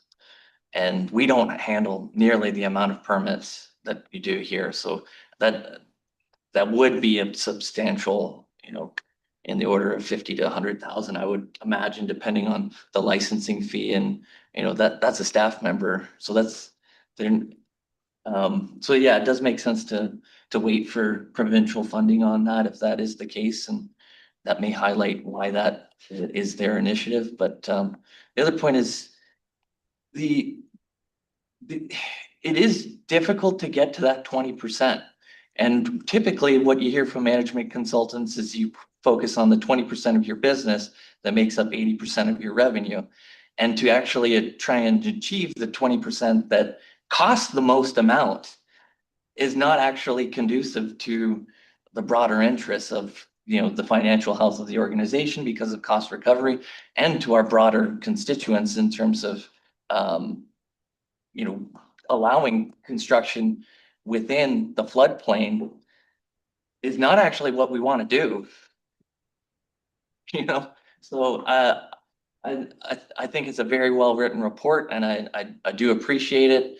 And again, I'm a fan of saying we can do hard things. It is possible to identify the 20%, but you know, that's also a structural inefficiency to try and achieve. So just recognizing the challenge of that actual task. So thank you. Tracy, do you want to add something there? Yes, if I can, through your chair, to respond to the piece about the flood mapping. And yes, we are required to have those annual updates, but when it is site specific, we can work with that.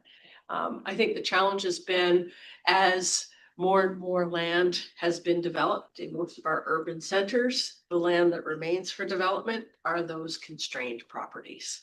And there's a lot of technical studies that are required for us to ensure that we're meeting our mandate as well, keeping people and property safe from both flooding and erosion hazards, as well as recognizing wetlands as hazards because of their flood attenuation value. But again, it comes back to that constant change. Now we can only consider wetlands based on their hydrology and not on the natural heritage. And whenever there's a wetland, well, then there's additional conversations with the municipality who is now looking at the natural heritage aspects of it. So these changes have made it more complicated in some of those instances. So yeah, having those recommendations for the coordinating with member municipalities at the top of the list, that's been something that Jenna and her team have been doing. Make sure that we understand the full scope of the development, whose role is what. But yeah, these constant changes, this change fatigue is partly because of what we've been seeing from a regulation side of things, as well as the broader changes that province has been making to the Planning Act and the provincial planning statement, all of these things at once. Starting anew with kind of these changes in mind, how we respond to those applications through that matrix structure about complexity, also risk. The two can kind of go hand in hand, but sometimes it's a very complex application, but maybe the risk isn't as high too. So we'll be working with other CAs to make sure that we're aligning with that. Thanks, Tracy. Brian, you're next on. One last question on this, but thank you, Chair. Through this slide right here, if the current information that this position of the province wasn't on the table, how would that slide change? Is it possible, and that has to be answered today, but is it possible if it would change, if it was a status quo going forward? I think that would be useful information for the board to be able to show people this is what could happen versus what would happen in the current situation. Happy to provide another version of this after the meeting, and obviously have it distributed yourselves. Verbally, the big one is that technology piece. We would push that much earlier in the implementation, because that's, you know, as I commented earlier, just slightly jokingly, sending people back to their desk to use the same system, doing the same work, but be different, doesn't work. You want to give them something that changes how they get the work done. So I think putting technology up front as a change is really helpful with that, because you're changing process, you're changing tools, that can stimulate and help with some of the other changes. So that's the primary one, and we've pushed it out because of that, you know, the statement of consolidation and you know, a unified platform across, you know, the province. But happily after this, JC and I will go back through the notes and recast the entire plan as a, you know, pre the announcement and send that over for distribution.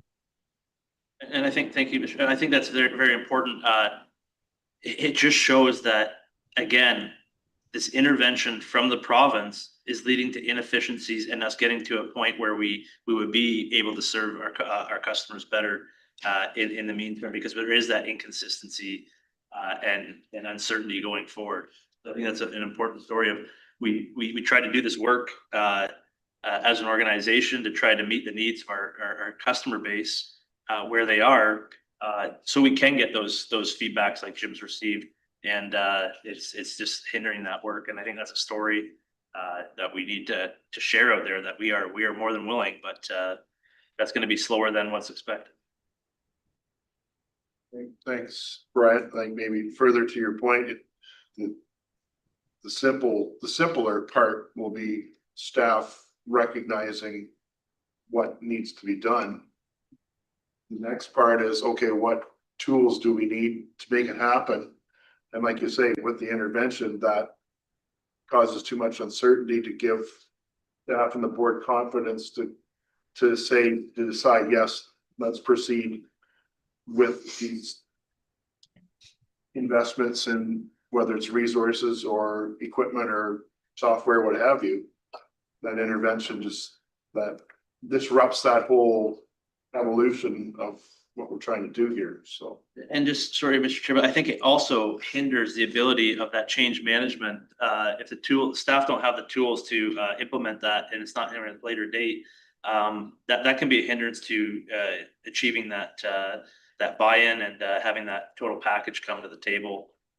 We're constantly waiting on resources that are needed to.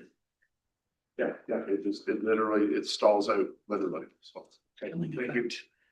Thanks, Scott, and then, did you have something? Versus Skylar? Skylar, yeah. Oh, okay, sorry, I didn't see your hand there, Skylar, go ahead. Thank you. Yes, I really appreciate the report and the work that both staff and the consultants have done on this. I have one question. So just given my experience living in a floodplain area that's regulated from Upper Thames and having neighbors work through the process of trying to get different projects underway, I'm wondering, like, one of the pieces of feedback that I heard consistently was like Upper Thames won't accept an incomplete package, which I totally understand and makes sense, but that people would have to like resubmit, 5, 6, 7 times with different drawings every time, and they're trying to like guess what Upper Thames would or wouldn't do and what they want. And so they really struggled with that because they're not experts in the area and they don't know what is acceptable. So I'm wondering, in regards to like the continuous improvement and the culture shift to be solution oriented, one, if there will be a way to like kind of shrink down that pre-consult phase, because of when people finally were allowed to submit, then Upper Thames did meet all of the timelines. But it was like they couldn't submit until it was done, but they didn't know how to get it done because they didn't know what they needed to do to get it done. So I'm wondering, like, will we be able to try to address that kind of beginning pre-consult phase where either the feedback I heard from people was, I just want to know what I'm allowed to do so I'm not guessing. And I know that Upper Thames also doesn't want to like say like, oh, like, anyway, I understand there's a dynamic there, but I guess what I'm wondering is, will that kind of pre-consult be dealt with, and where will we be able to like, kind of like see that? Will that be like tracking different service standards for pre-consult phase? Because that probably was like the biggest feedback piece I had from my neighbors. Tracy or Jenna, do you want to reply to that? Yeah, through the chair, I think that's good feedback to hear, Skylar. I think it's challenging with the regulation in terms of pre-consultation, because what the regulation speaks to is we are obligated to offer pre-consultation if it's requested, but it is not required on the side of the proponent. So pre-con is not a requirement.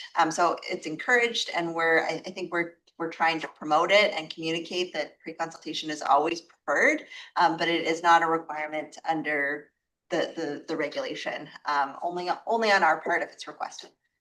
So that's a challenging piece. But I do think that's something that we have been trying to address with staff is being more solution oriented and trying to offer solutions where we can when people are coming forward to discuss their proposals with us, rather than sort of saying this isn't acceptable, go away and come back with something else.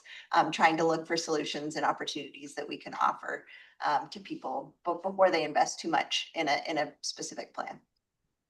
I'm not sure how we measure that, but that I will give that some more consideration. Could do one quick follow-up. Okay, great. That all sounds good to me. I'm hopeful that it will be in the service standards and metrics, and I don't know how you measure it, so good luck, but I know that you guys will do a great job. But that was my second question, is just, will the board be getting back the list of service standards and metrics for approval in that window that you have on the screen? Yeah, I think when we get to the next agenda item, we've talked about an implementation plan. I think it's still a tentative plan at this point. I think we want to put some more thought to tracking our progress and how we report on that to the board, which we've put into the more formalized implementation plan that we'll bring forward in the new year. So we'll look at all of that in the formal implementation plan as we go forward. Great. Yeah, I think the board should see the service standards and metrics and improve them, just so that we can add some if we feel there's missing anyone. But thank you. Appreciate it. Thanks, Skylar. So I think, Tom, you had your hand up. I think Sandy was after that. Thank you, Chair. Didn't we have a report on a process for a checklist workflow? I think that would speak directly to what Councillor Skylar is talking. I think we've already kind of preempted this initiative.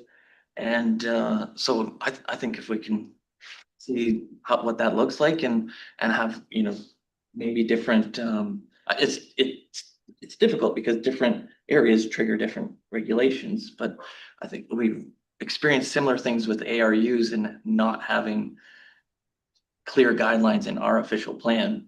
That was something that helped with pre-consults or just expediting the back and forth, having that ready-made template.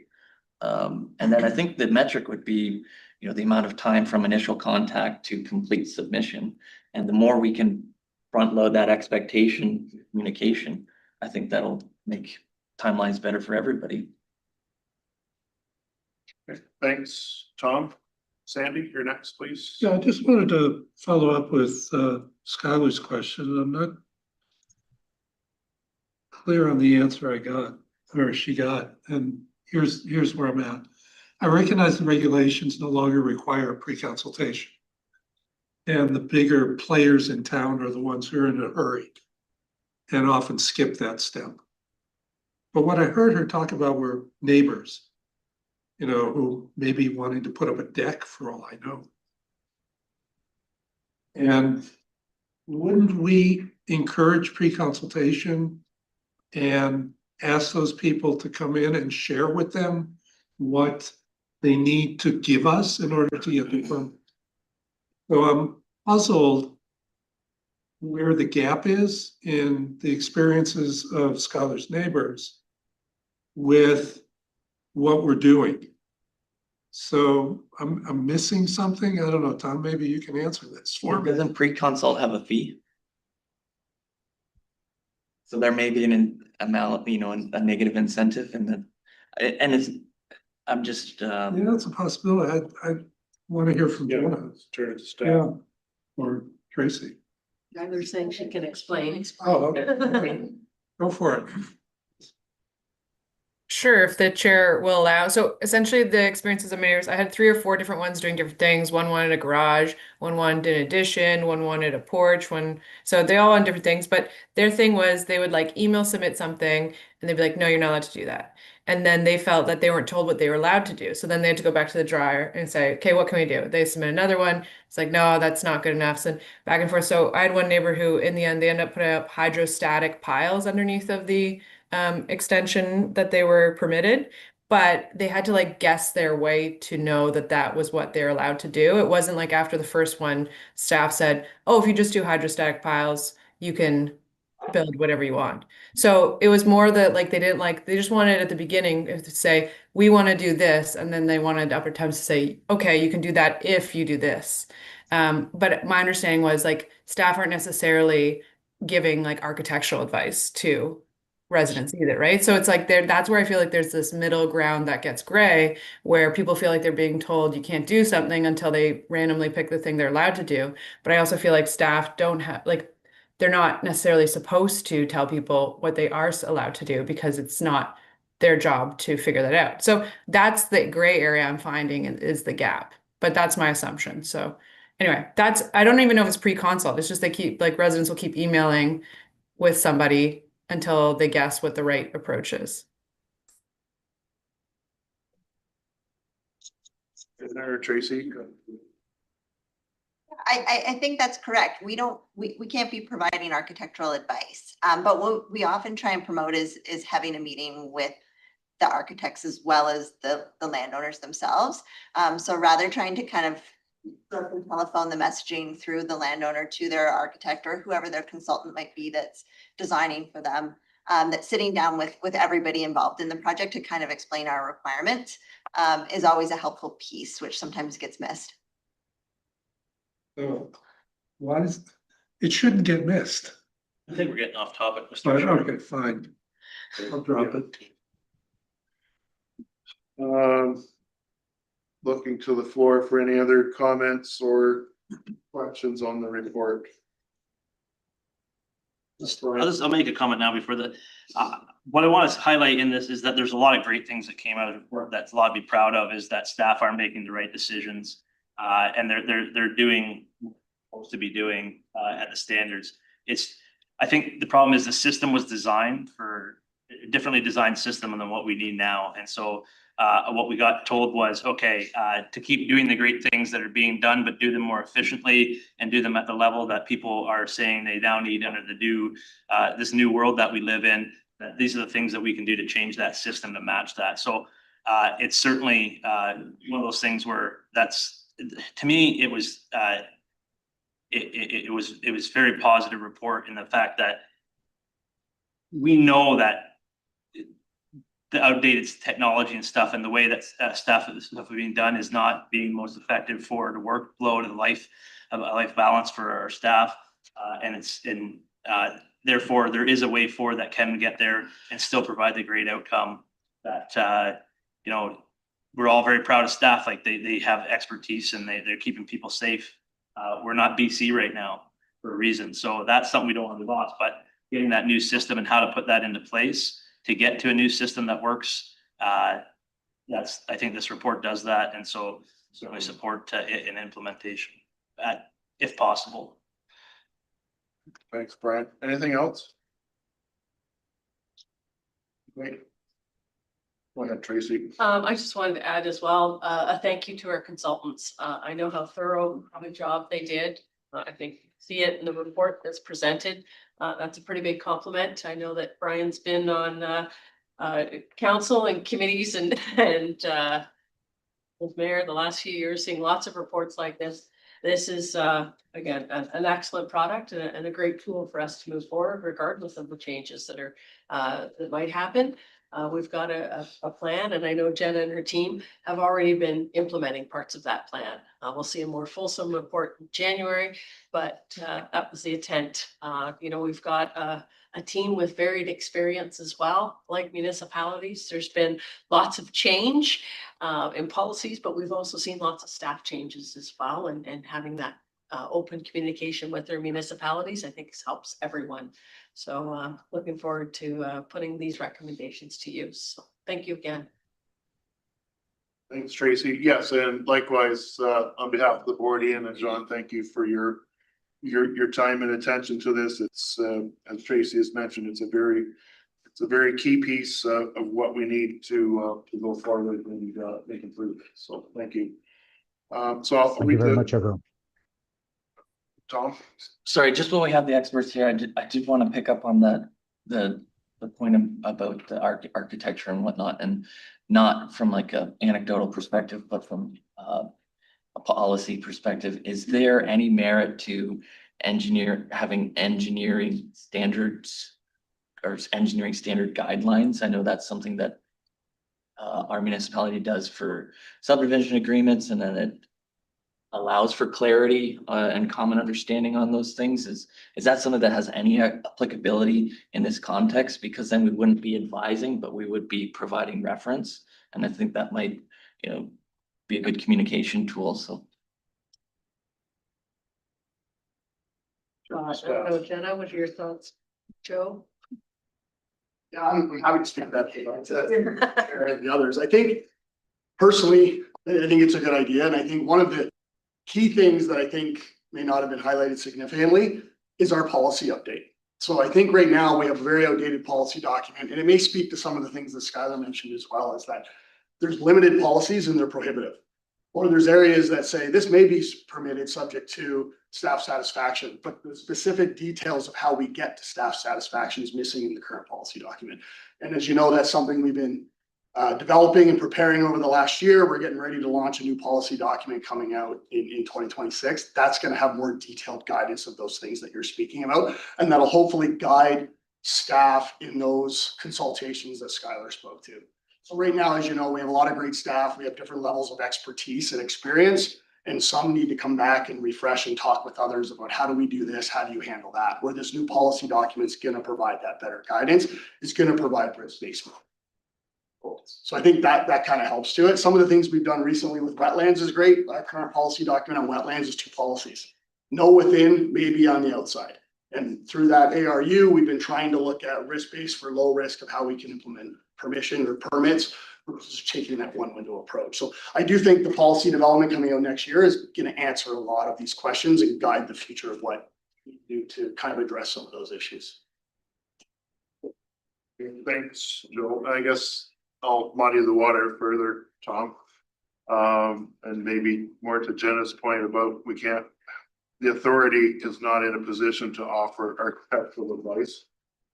Speaking from the professional engineer side of the equation, not aware that the authority has a certificate of authorization with Professional Engineers Ontario to offer engineering advice to public. So there's a right, that's a regulatory requirement. You can get into trouble that way if it appears that we're offering engineering advice to the client, being the applicant, then that gets messy as well. So on top of all the other regulatory barriers that we have about pre-consultation, we would find ourselves running up pretty hard against that requirement under the Professional Engineers Act. So again, as Joe said, we can make policy adjustments. Those policy adjustments, I would suspect, can only go so far, to the point where the applicant has to rely on their own expertise and sources of information to be able to come up with a proposal. So here's mine. Anyway, if there's no further discussion, there is 8.2. We will get into the specific action steps following this report. So right now, the recommendation for agenda item 8.1 is that the Board of Directors receives the Planning and Permitting Service Delivery Review Report for information. Moved by Brian, seconder please. Second by Skylar. Any further discussion? Last call. Seeing none, all those in favor? Opposed, if any? That's carried. Thank you. And thanks again to John and Ian. Well done. Okay, moving on. Agenda item 8.2, tentative implementation plan for service delivery review, and I'll turn the floor back to Jenna for that, please. Great. Through the chair. So as was noted in the previous report, we have put some thought to the recommendations that were provided by Blackline, and we've tried to look at each of the implementation actions that were identified in the report that correspond to each of the 9 recommendations. And so we've just provided the board with a high-level summary based on those 9 recommendations, but we have broken it out into various implementation actions and tried to prioritize each of those actions. And then I've put a target completion date, which I know some of the target completions seem kind of pretty far out. But I think we were trying to be realistic about the full completion of implementing each recommendation and give ourselves the time to do it. But we actually do have quite a lot planned for 2026, particularly early in 2026, to address some of those implementation actions under each recommendation. One of the things that we're hoping to do early in the new year is go out to a number of our peer CAs that were interviewed as part of the service delivery review. I think each of the recommendations speaks to some of the tools and processes that other CAs are using that I think we want to learn more about and potentially adopt here at UTRCA, which is our plan for early in 2026. I think we've got a lot that we're trying to address as quickly as we can, knowing that we're also going to be consulting on our new policy document. And we have ongoing mapping updates that we're consulting on in 2026 too. So there's a lot planned for 2026. Happy to take any questions. Thanks, Jenna. Tracy, anything to add there?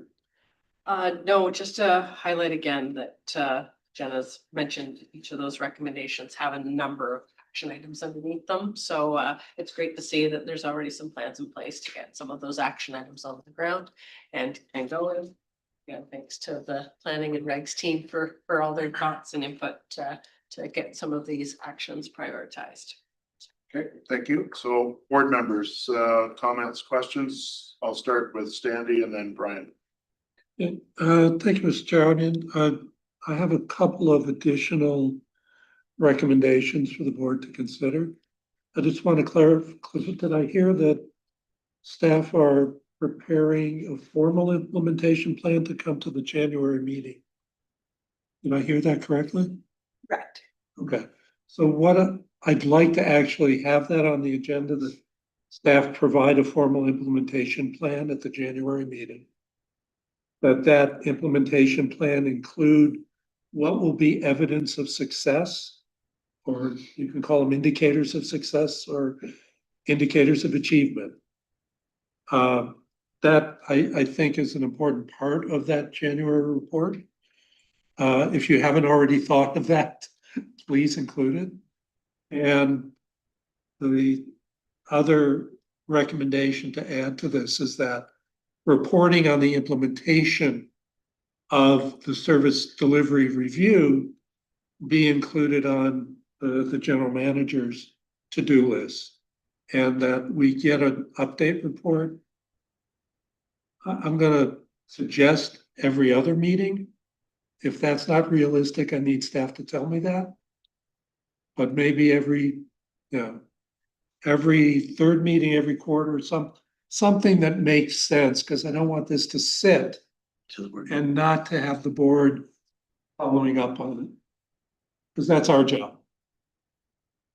So if staff have a preference for a cycle, I'm happy to abide by that recommendation, but I think we need something that's definitely no less than quarterly. Tracy, go ahead. If I can respond to the last proposed recommendation, I think that we can bring that forward with some ideas after some discussion with staff about what is appropriate for regular updates. But that is the intent, to have those regular updates. We'll look at what schedule, whether it be every 2 months, every 3 months, is appropriate given the actions that are being planned in that action plan or operational plan that you'll see. So if staff could include that in their January report, that would clarify that piece for me. So in that case, really, it's just a matter of putting implementation of the service delivery review recommendations on the general manager's to-do list, and that ensuring that January report is coming, that it includes the indicators or what's going to be the evidence of success of each of those. As the consultant suggested, it's more than just checking a box. It's how do we know we really did it? What tells us that it was successful? So I guess maybe a point of clarification, you're wanting to add what you said into the resolution? Yeah, so as an amendment? Yes, that's Okay. what I intended. All right, okay, no, I just, okay, I'll circle back to that when I read the recommendation, and then I can ask for amendments. Sure. Right now, we're in the discussion, so we'll put that Yep, that's fine, Mr. Chair. suspended in midair. Brian, go ahead. Thank you, Mr. Chair. A couple questions. One is, since we had the consultant come up, is there an opportunity to work with Blackline on creating such an implementation plan?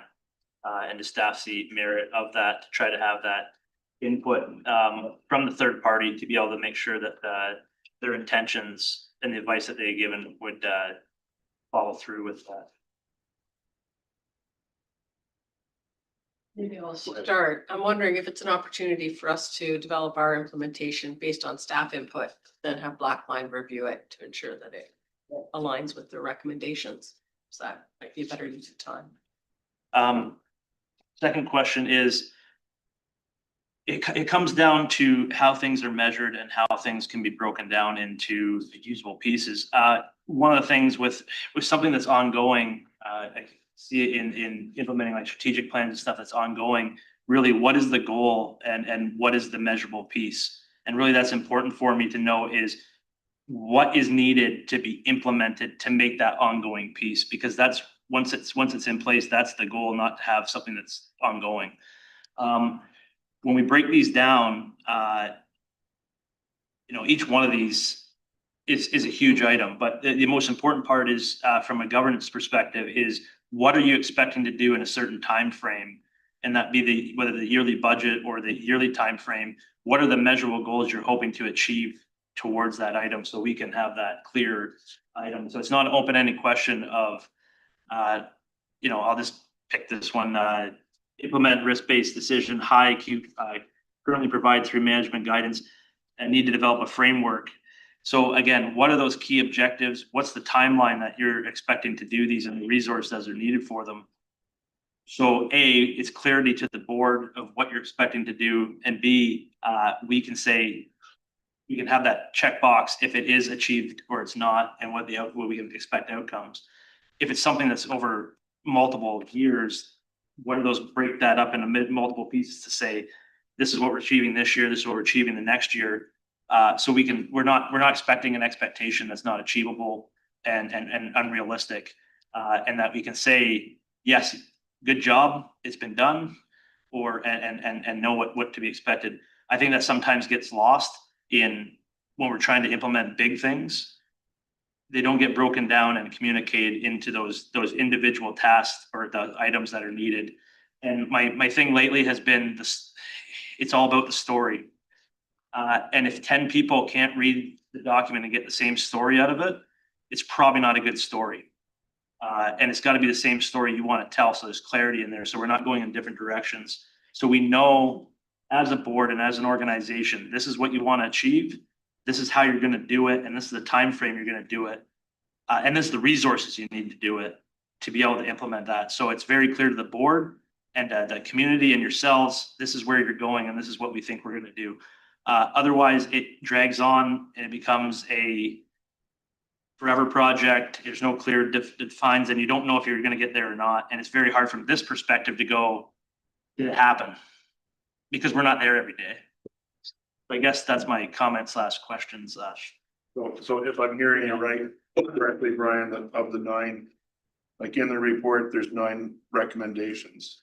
So for each of those recommendations, there's like a laundry list of things to do and things to confirm that are done in order to be able to go back and say, yes, we talked about it, we've addressed it. Here's the action steps being taken, and it's completed. I think there's a story there in every single one, and we're not in the weeds every day. So that story needs to be told about how you're going to address that, and what kind of resources in the time frame, a reasonable time frame to be able to do that, so we can track that. I really have no interest for 10 years from now, or really a time frame to be able to look at that is what's going to happen this year, and then we can say that happened or it didn't happen, and go from there. It's a manageable piece to be able to do. I don't want to. There's no sense going through this whole process and then being like, okay, well, we have either. If we just go with these, which we're not, with just the note part of it, there's hard to say what's success or not, and we really need staff to be able to tell us what they can do in a time frame. Thank you. Tom, were you wanting to speak to this? Sure. I think we just put it in the working progress reports and we get those regularly enough. Hard, Skylar, anything, comments, questions? No? Board members, when we're around here? Okay, I'll read the recommendation and then I'll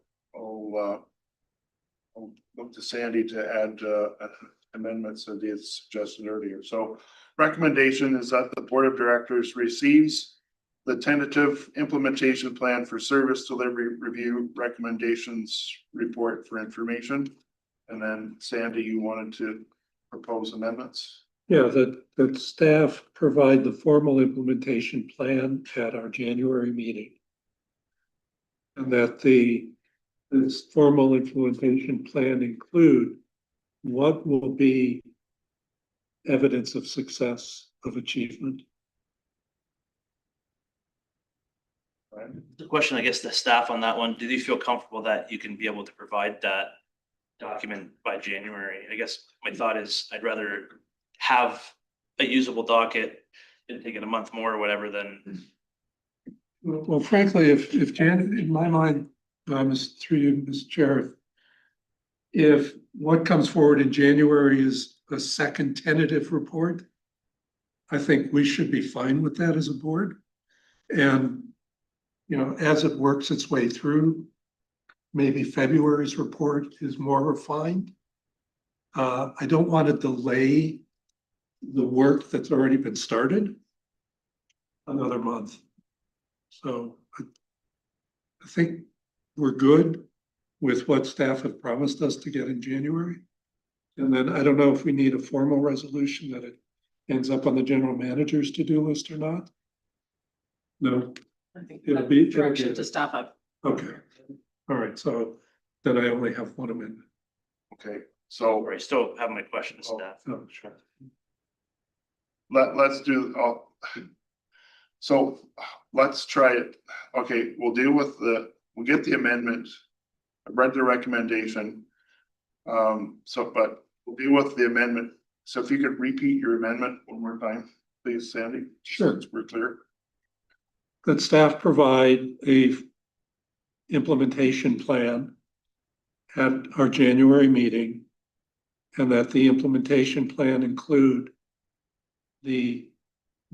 what will be considered evidence of success.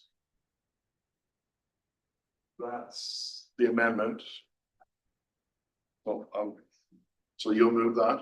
Second. Brian will second it. Okay, so let's have discussion on the amendment. Any discussion or questions on the amendment? Skylar, Arch? Okay. All right, if there's no questions on the amendment, then I'll call the question on the acceptance of the amendment. All those in favor? Opposed, if any? Okay, that's carried. So then, going to the recommendation that the board of directors receives the tentative implementation plan for service delivery review recommendations report for information. So mover, did we have a mover and seconder already? Okay, so moved by Tom, seconded by Scotty. Any further discussion on this part? Brian? Yeah, I just, this could be. This is a great exercise for the Conservation Authority to go through, not only for this department, but once you learn these skills and stuff, it looks, that can be transferred throughout the whole organization. So it's important that we get this right. And I think it's one of those things where there's a lot of work to do. The worst part about this is, again, and I gotta keep on this, is that we're being delayed in doing something that's better for our organization and our customers because of the uncertainty out there, which is purportedly to do this type of work. And so we're responding to our customer base, I'll say, with this, because we've been asked to do this. And so it's one of those ones where we can clearly point to, we'd like to implement this faster. But how do you do that with the uncertainty there? There's a lot of these things where we just don't know. And it makes me hesitant to implement things. Why implement it at all? Given the situation that why put any more resources into this organization if it's not going to be this organization anymore? And those funds are just going to be good money after bad. And it's a shame that we're even thinking that right now, but that's where I'm at and I know that staff will have the discretion about how much they do. But again, it's one of those things where we know this is the right direction, but we're being told maybe it's for a waste of time because somebody else has a better idea that they know nothing about. So it's just so it's double-sided, and it's frankly embarrassing that we're even here, but I'll leave it there. Thanks, Brian. So I don't know if I'm offering a comment or entering the debate, so I'll turn the chair over to the vice chair, see what I could offer my comments, and into the discussion. Fair enough, comment from Chair. Okay, so to your point, Brian, I guess my full-time occupation is agriculture. So right now I've completed my 2025 harvest. I'm looking towards my 2026 harvest. I'm looking at my crop prices, I'm looking at my input costs, and I'm having the same question, why bother? What's the point? But the only way I know that I can progress forward is I still gotta do my job and prepare for the 2026 crop. Today, the situation looks unfavorable. But as my dad used to say, a year is a long time. By the time you plant the seed and it comes time to harvest the crop, situation more than likely will be favorable. It's been always that way for the last, as long as I can remember. So to your point, why bother? This is still our responsibility. Right now, the authority still exists in this present form. So my advice to the board and staff would be to carry on with the duties we're assigned and make it happen, do the best job that we can, because as Tracy has pointed out, we don't know when the change will happen, if it will happen, and what that change is going to look like. So until then, we're still in business, the doors are open, so let's do our jobs that not only the province is expecting of us, but more importantly, the stakeholders are expecting of us.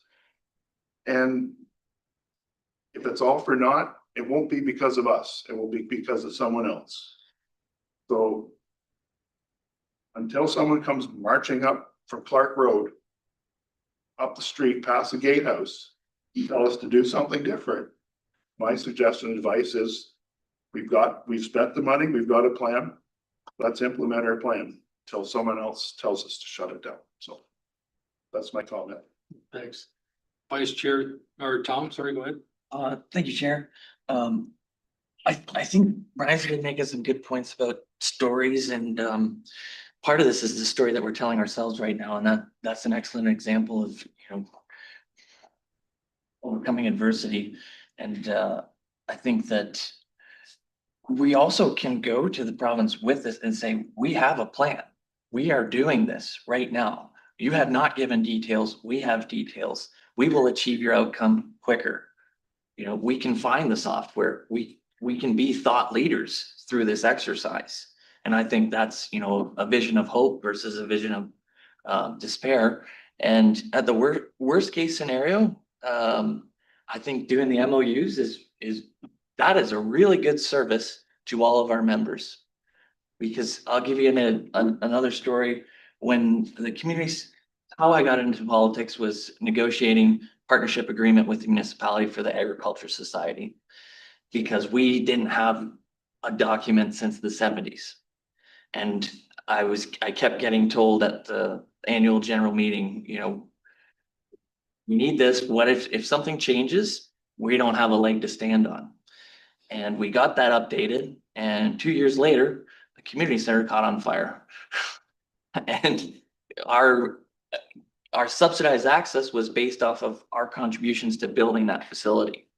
So I think, we are in a similar situation where, we have contributions from our members, and by having clear outlines of, access and understandings, and at the very least, we're talking to the people who are going to be going through this trial with. So I think that is a very good exercise for 2026 as outlined in the plan.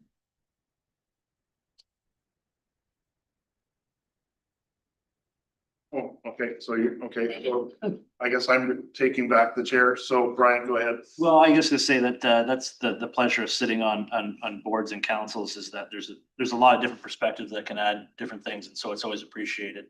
I guess my only thought is, do we wait to implement? If that's the case, do we wait on those other items? And I think we do. I think we do. We have to take reality in the situation of what we're facing. Like, there's things that we can implement and what we can't. But I certainly appreciate the different perspectives, and yeah, that's why it's important to have that local representation at the local watershed level to hear those different perspectives. I'll leave it there. Thanks, Brian. Any further discussion? Okay. I think I would Tracy? just add, following up on the input, the comments received. And again, when you look at the Black Line report, there's certain things that are staff hours. And then there's the IT, the software being the huge cost. And again, I think that's something that Jenna's report can follow up on. Which ones are appropriate to maybe delay if the province is talking about supporting an e-permitting system. Maybe that one isn't something that we would head up with, but there's certainly a lot of things that communication with their municipalities. Yeah, some stuff have time, but regardless, that's going to be valuable for us. Something that we've already been beginning. There's a number of those items that I think we can tell the story of why it's important to move forward now versus which ones perhaps are delayed. Again, even with regards to how we define success or in our achievement, that's a conversation where there's been some other CAs participating in a Lean Six Sigma type review with Conservation Ontario. I'm not sure how much that's progressed in the last month, given everything else that's going on, but certainly we want to tie in those same type of measures of success with other CAs that have been going through that process so that we have that consistency. Because I think what we found is with CO, we've been able to demonstrate broader metrics across the province and not just as separate CAs having our own individual. Being able to pull that information together on the broader scope helps the broader 36 collective when providing those messages to the province. So certainly support having an update on the implementation plan for next meeting. And I know Jenna will work hard to see how much detail goes into it, but I certainly appreciate the idea of having that story being told as part of what implementation is happening when and what's being held off because of the uncertainties with the province. Okay, thanks, Tracy. Anything else? Okay, so I'll have to go back to Michelle. Did we get a mover and seconder yet? Okay, so moved by, Tom, seconded by Scott. okay, to endorse the recommendation provided plus the amendment that was agreed upon earlier. So if there's no further discussion or debate, I'll call the question. All those in favor? Opposed, if any? That's carried unanimously. Thank you. And thanks to Tracy and Jenna for that report. Moving on, item 8.3, board elections. 2026 board election information is provided here. Everyone is familiar with that. As noted in the report, please let Michelle and Tracy know if you're putting your name forward for any of the positions that are listed. Is there any questions or? I nominate Dean to chair. Oh, it's not true. I think you're month ahead. I think you have your generous report too before that. So. Okay, recommendation that the board of directors receives this report for information by Paul, seconded by Mark. All those in favor? Carried, thank you. All right, 8.4 Thames River Current December edition. I would encourage everyone to read the Thames River Current. I know I will after I get some time once my meetings are over this week to sit down and fully enjoy it. And after my meetings are done and after our ERO comments are submitted by the 22nd of the month. Did you have anything further to add there, Tracy? No, I see. Emily's pulled the current, some of the articles up, one of them being our response to Bill 68 from our earlier discussions and encouraging many of our partners to also comment on the ERO. There's resources available on our website, and I think there's been lots checking into that. Yes, to add to Tracy's comments, as always, the Thames River Current provides that local insight and perspective to the public as well, and that's centers that public and local perspective is what centers around a lot of our discussions here in the last 6 weeks. So Recommendation that the board of directors receives that report for information, please. Moved by Hugh, second by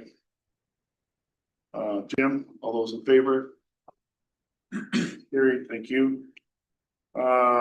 Section 9, reports, committee updates, finance and audit committee meeting, no report.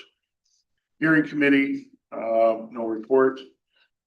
Moving into section 10, notice of motion for next meeting. 10.1, discussion on formalizing the general manager's performance appraisal process.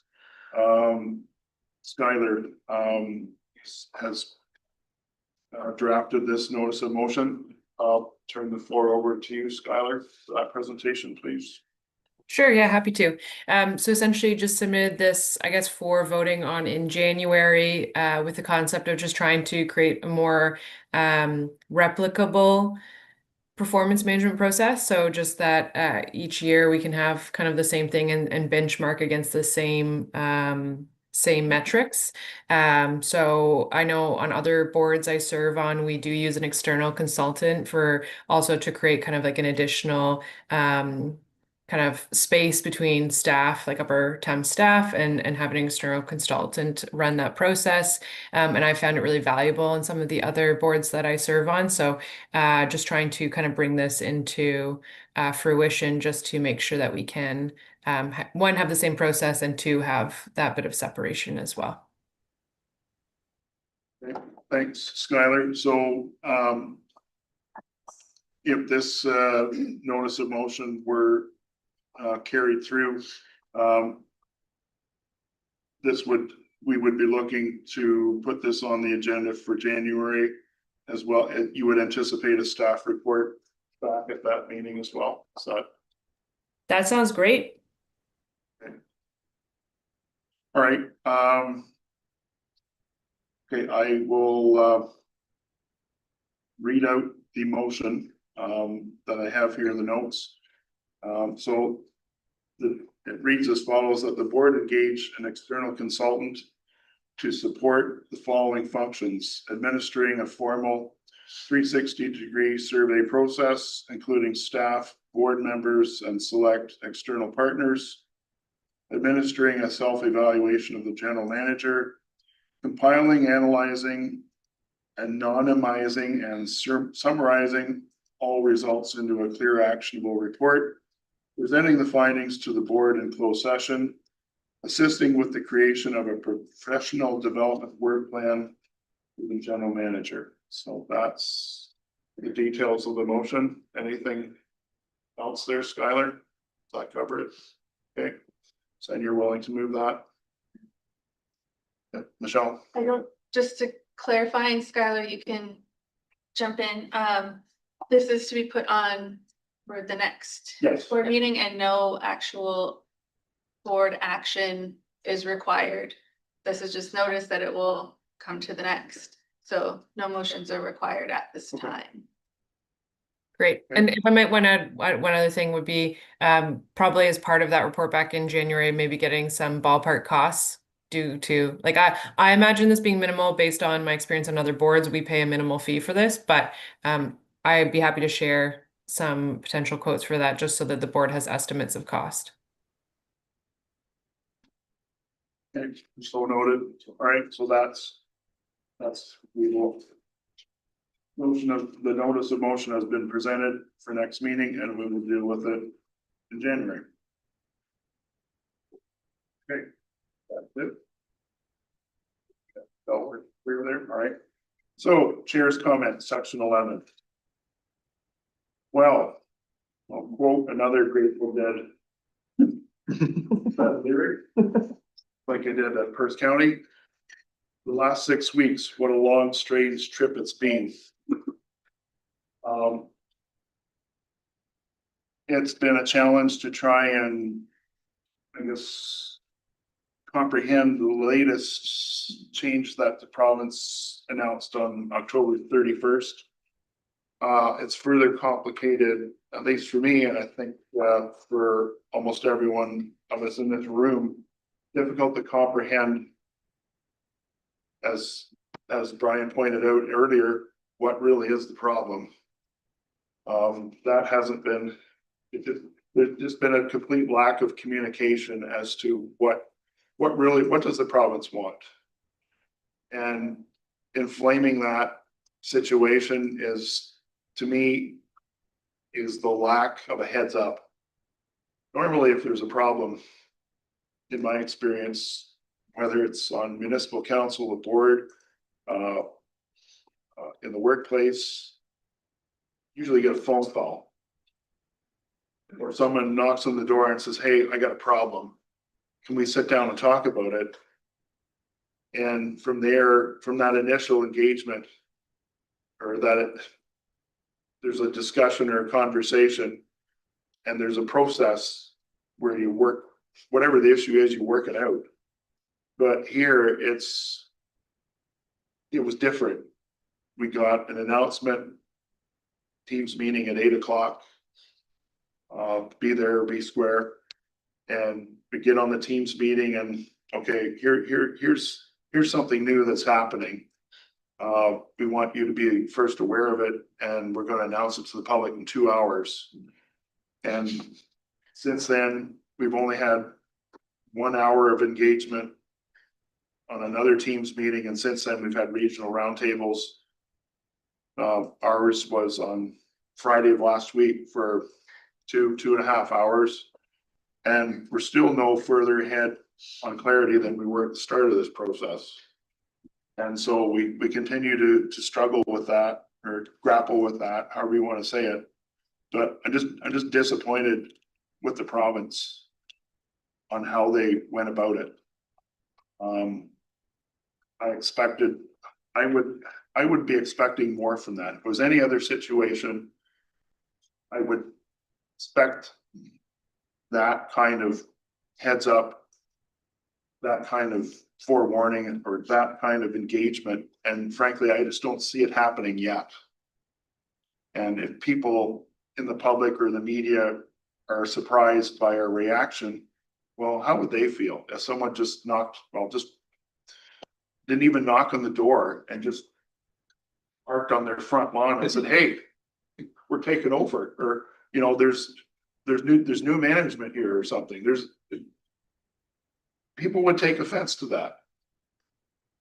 And so, trying to be diplomatic here, but as an elected official assigned the duty of representing my municipality on this board, whose obligation is under provincial legislation and regulation is to protect the public, I take offense to that somehow somebody else wants to change things, but really doesn't show that kind of cooperation or trust in what we're doing here.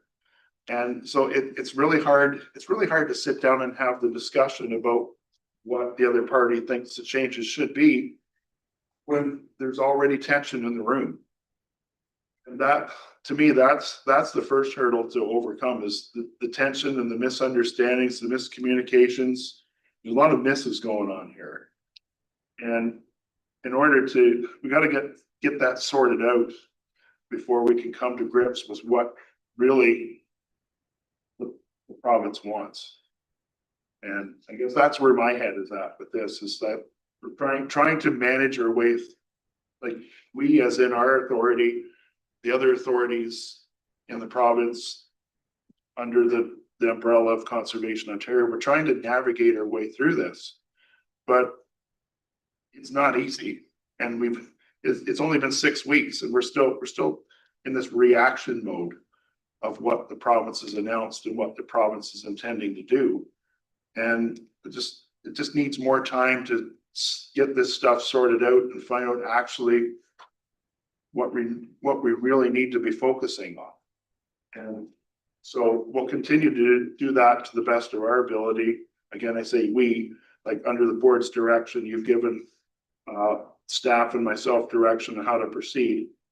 So we will continue to do the best we can under the direction we're given and keep you updated accordingly. And I mentioned before, about a year is a long time. Well, this is like a day by day thing, maybe even sometimes half a day at a time, when I talk to Tracy about what's going on here. So I just asking for everybody's patience and commitment to the process. And we'll do our best to try and figure out what can happen next. So aside from that, I want to wish everyone a happy holidays, a happy new year. Do take the time to step away from the issues of the day and focus on things that are important to you and the people you care about. Thank you.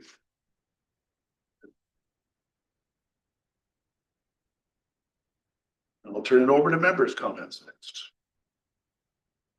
Brent.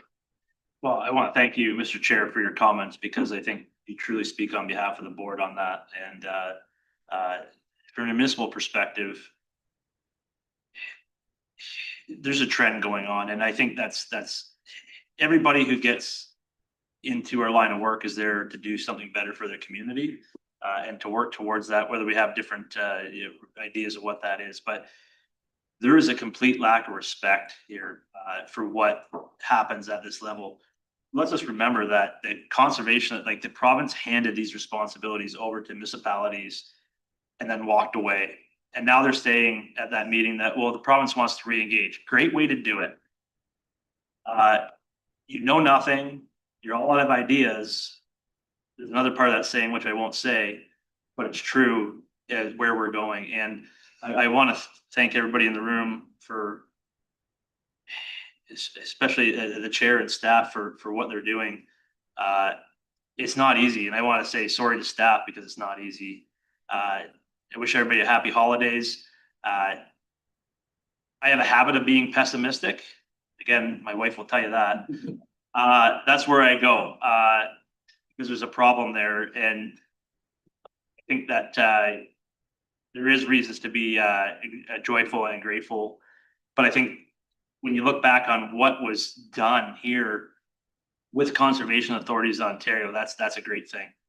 You know, BC right now is facing the same problems out there, and the mayor there that's facing this would in a heartbeat vote to sign up to be on a conservation authority like ours did in 1946. The province is not willing to do the hard work. It says right in the Conservation Authorities Act that everything can be changed by the municipalities voting to say yes by having that consent. And that's an important piece that's being lost. They don't want to do the hard work. Understanding what each individual conservation authority, the work that this board and the work that everybody does is a lot of hard work. And if they just asked, they maybe got an answer, but they're smarter than everybody else. And it's simple, just easy. Let's just get housing built. But it doesn't seem like they're willing to do the work on their half with regulations or policies on that end.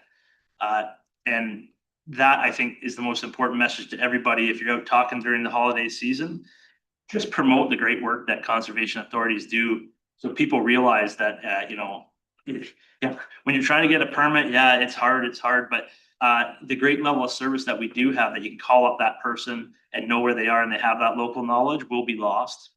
And it's a shame, because we are the envy of the world. And I don't know what it's going to take, but one day, hopefully people who are running the province will figure that out and actually put us to more work. But I guess my positive message is pretty damn good at what we do and should keep doing it. Thanks, Glenn. Paul, go ahead. I want to thank both Dean and Brian for the comments. I'm pretty pessimistic about what's going to happen. I can out pessimism, Brian. I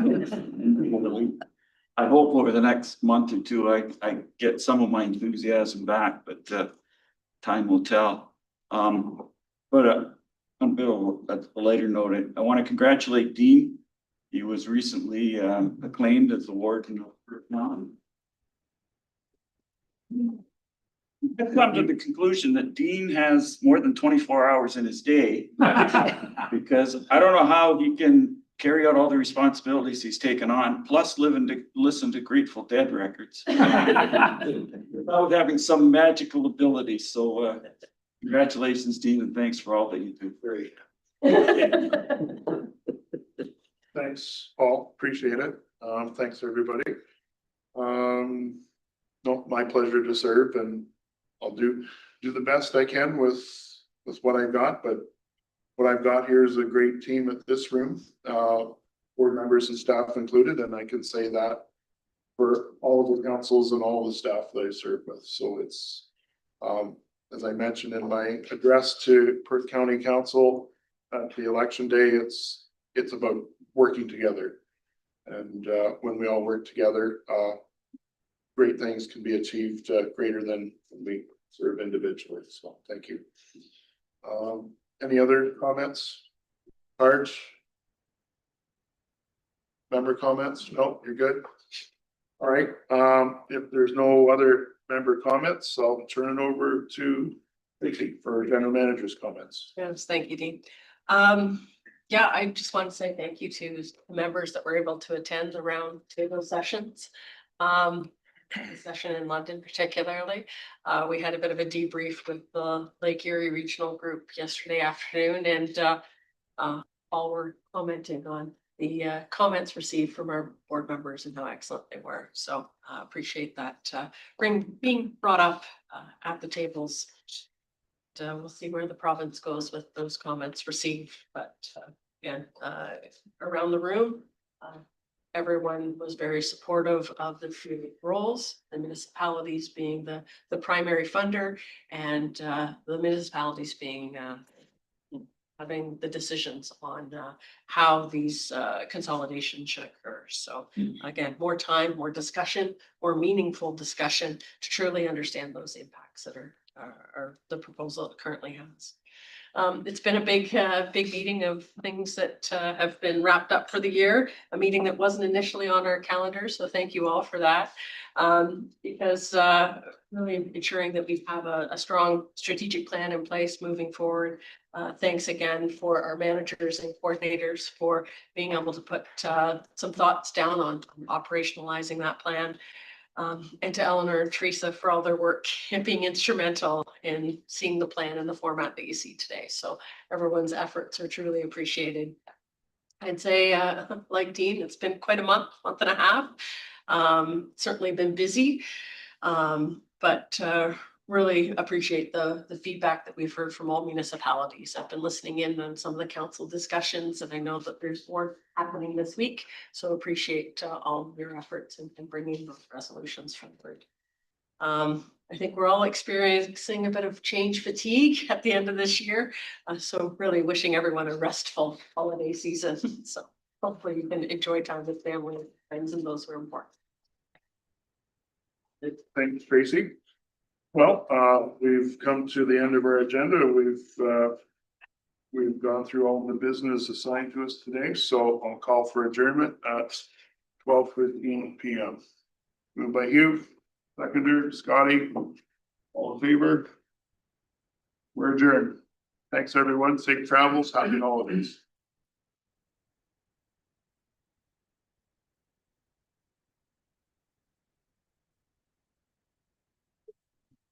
Well, that's where There's lots of. any of that. Thank you. I'll show you something in the back. No, I have to. 50. Until. Yeah. Yeah.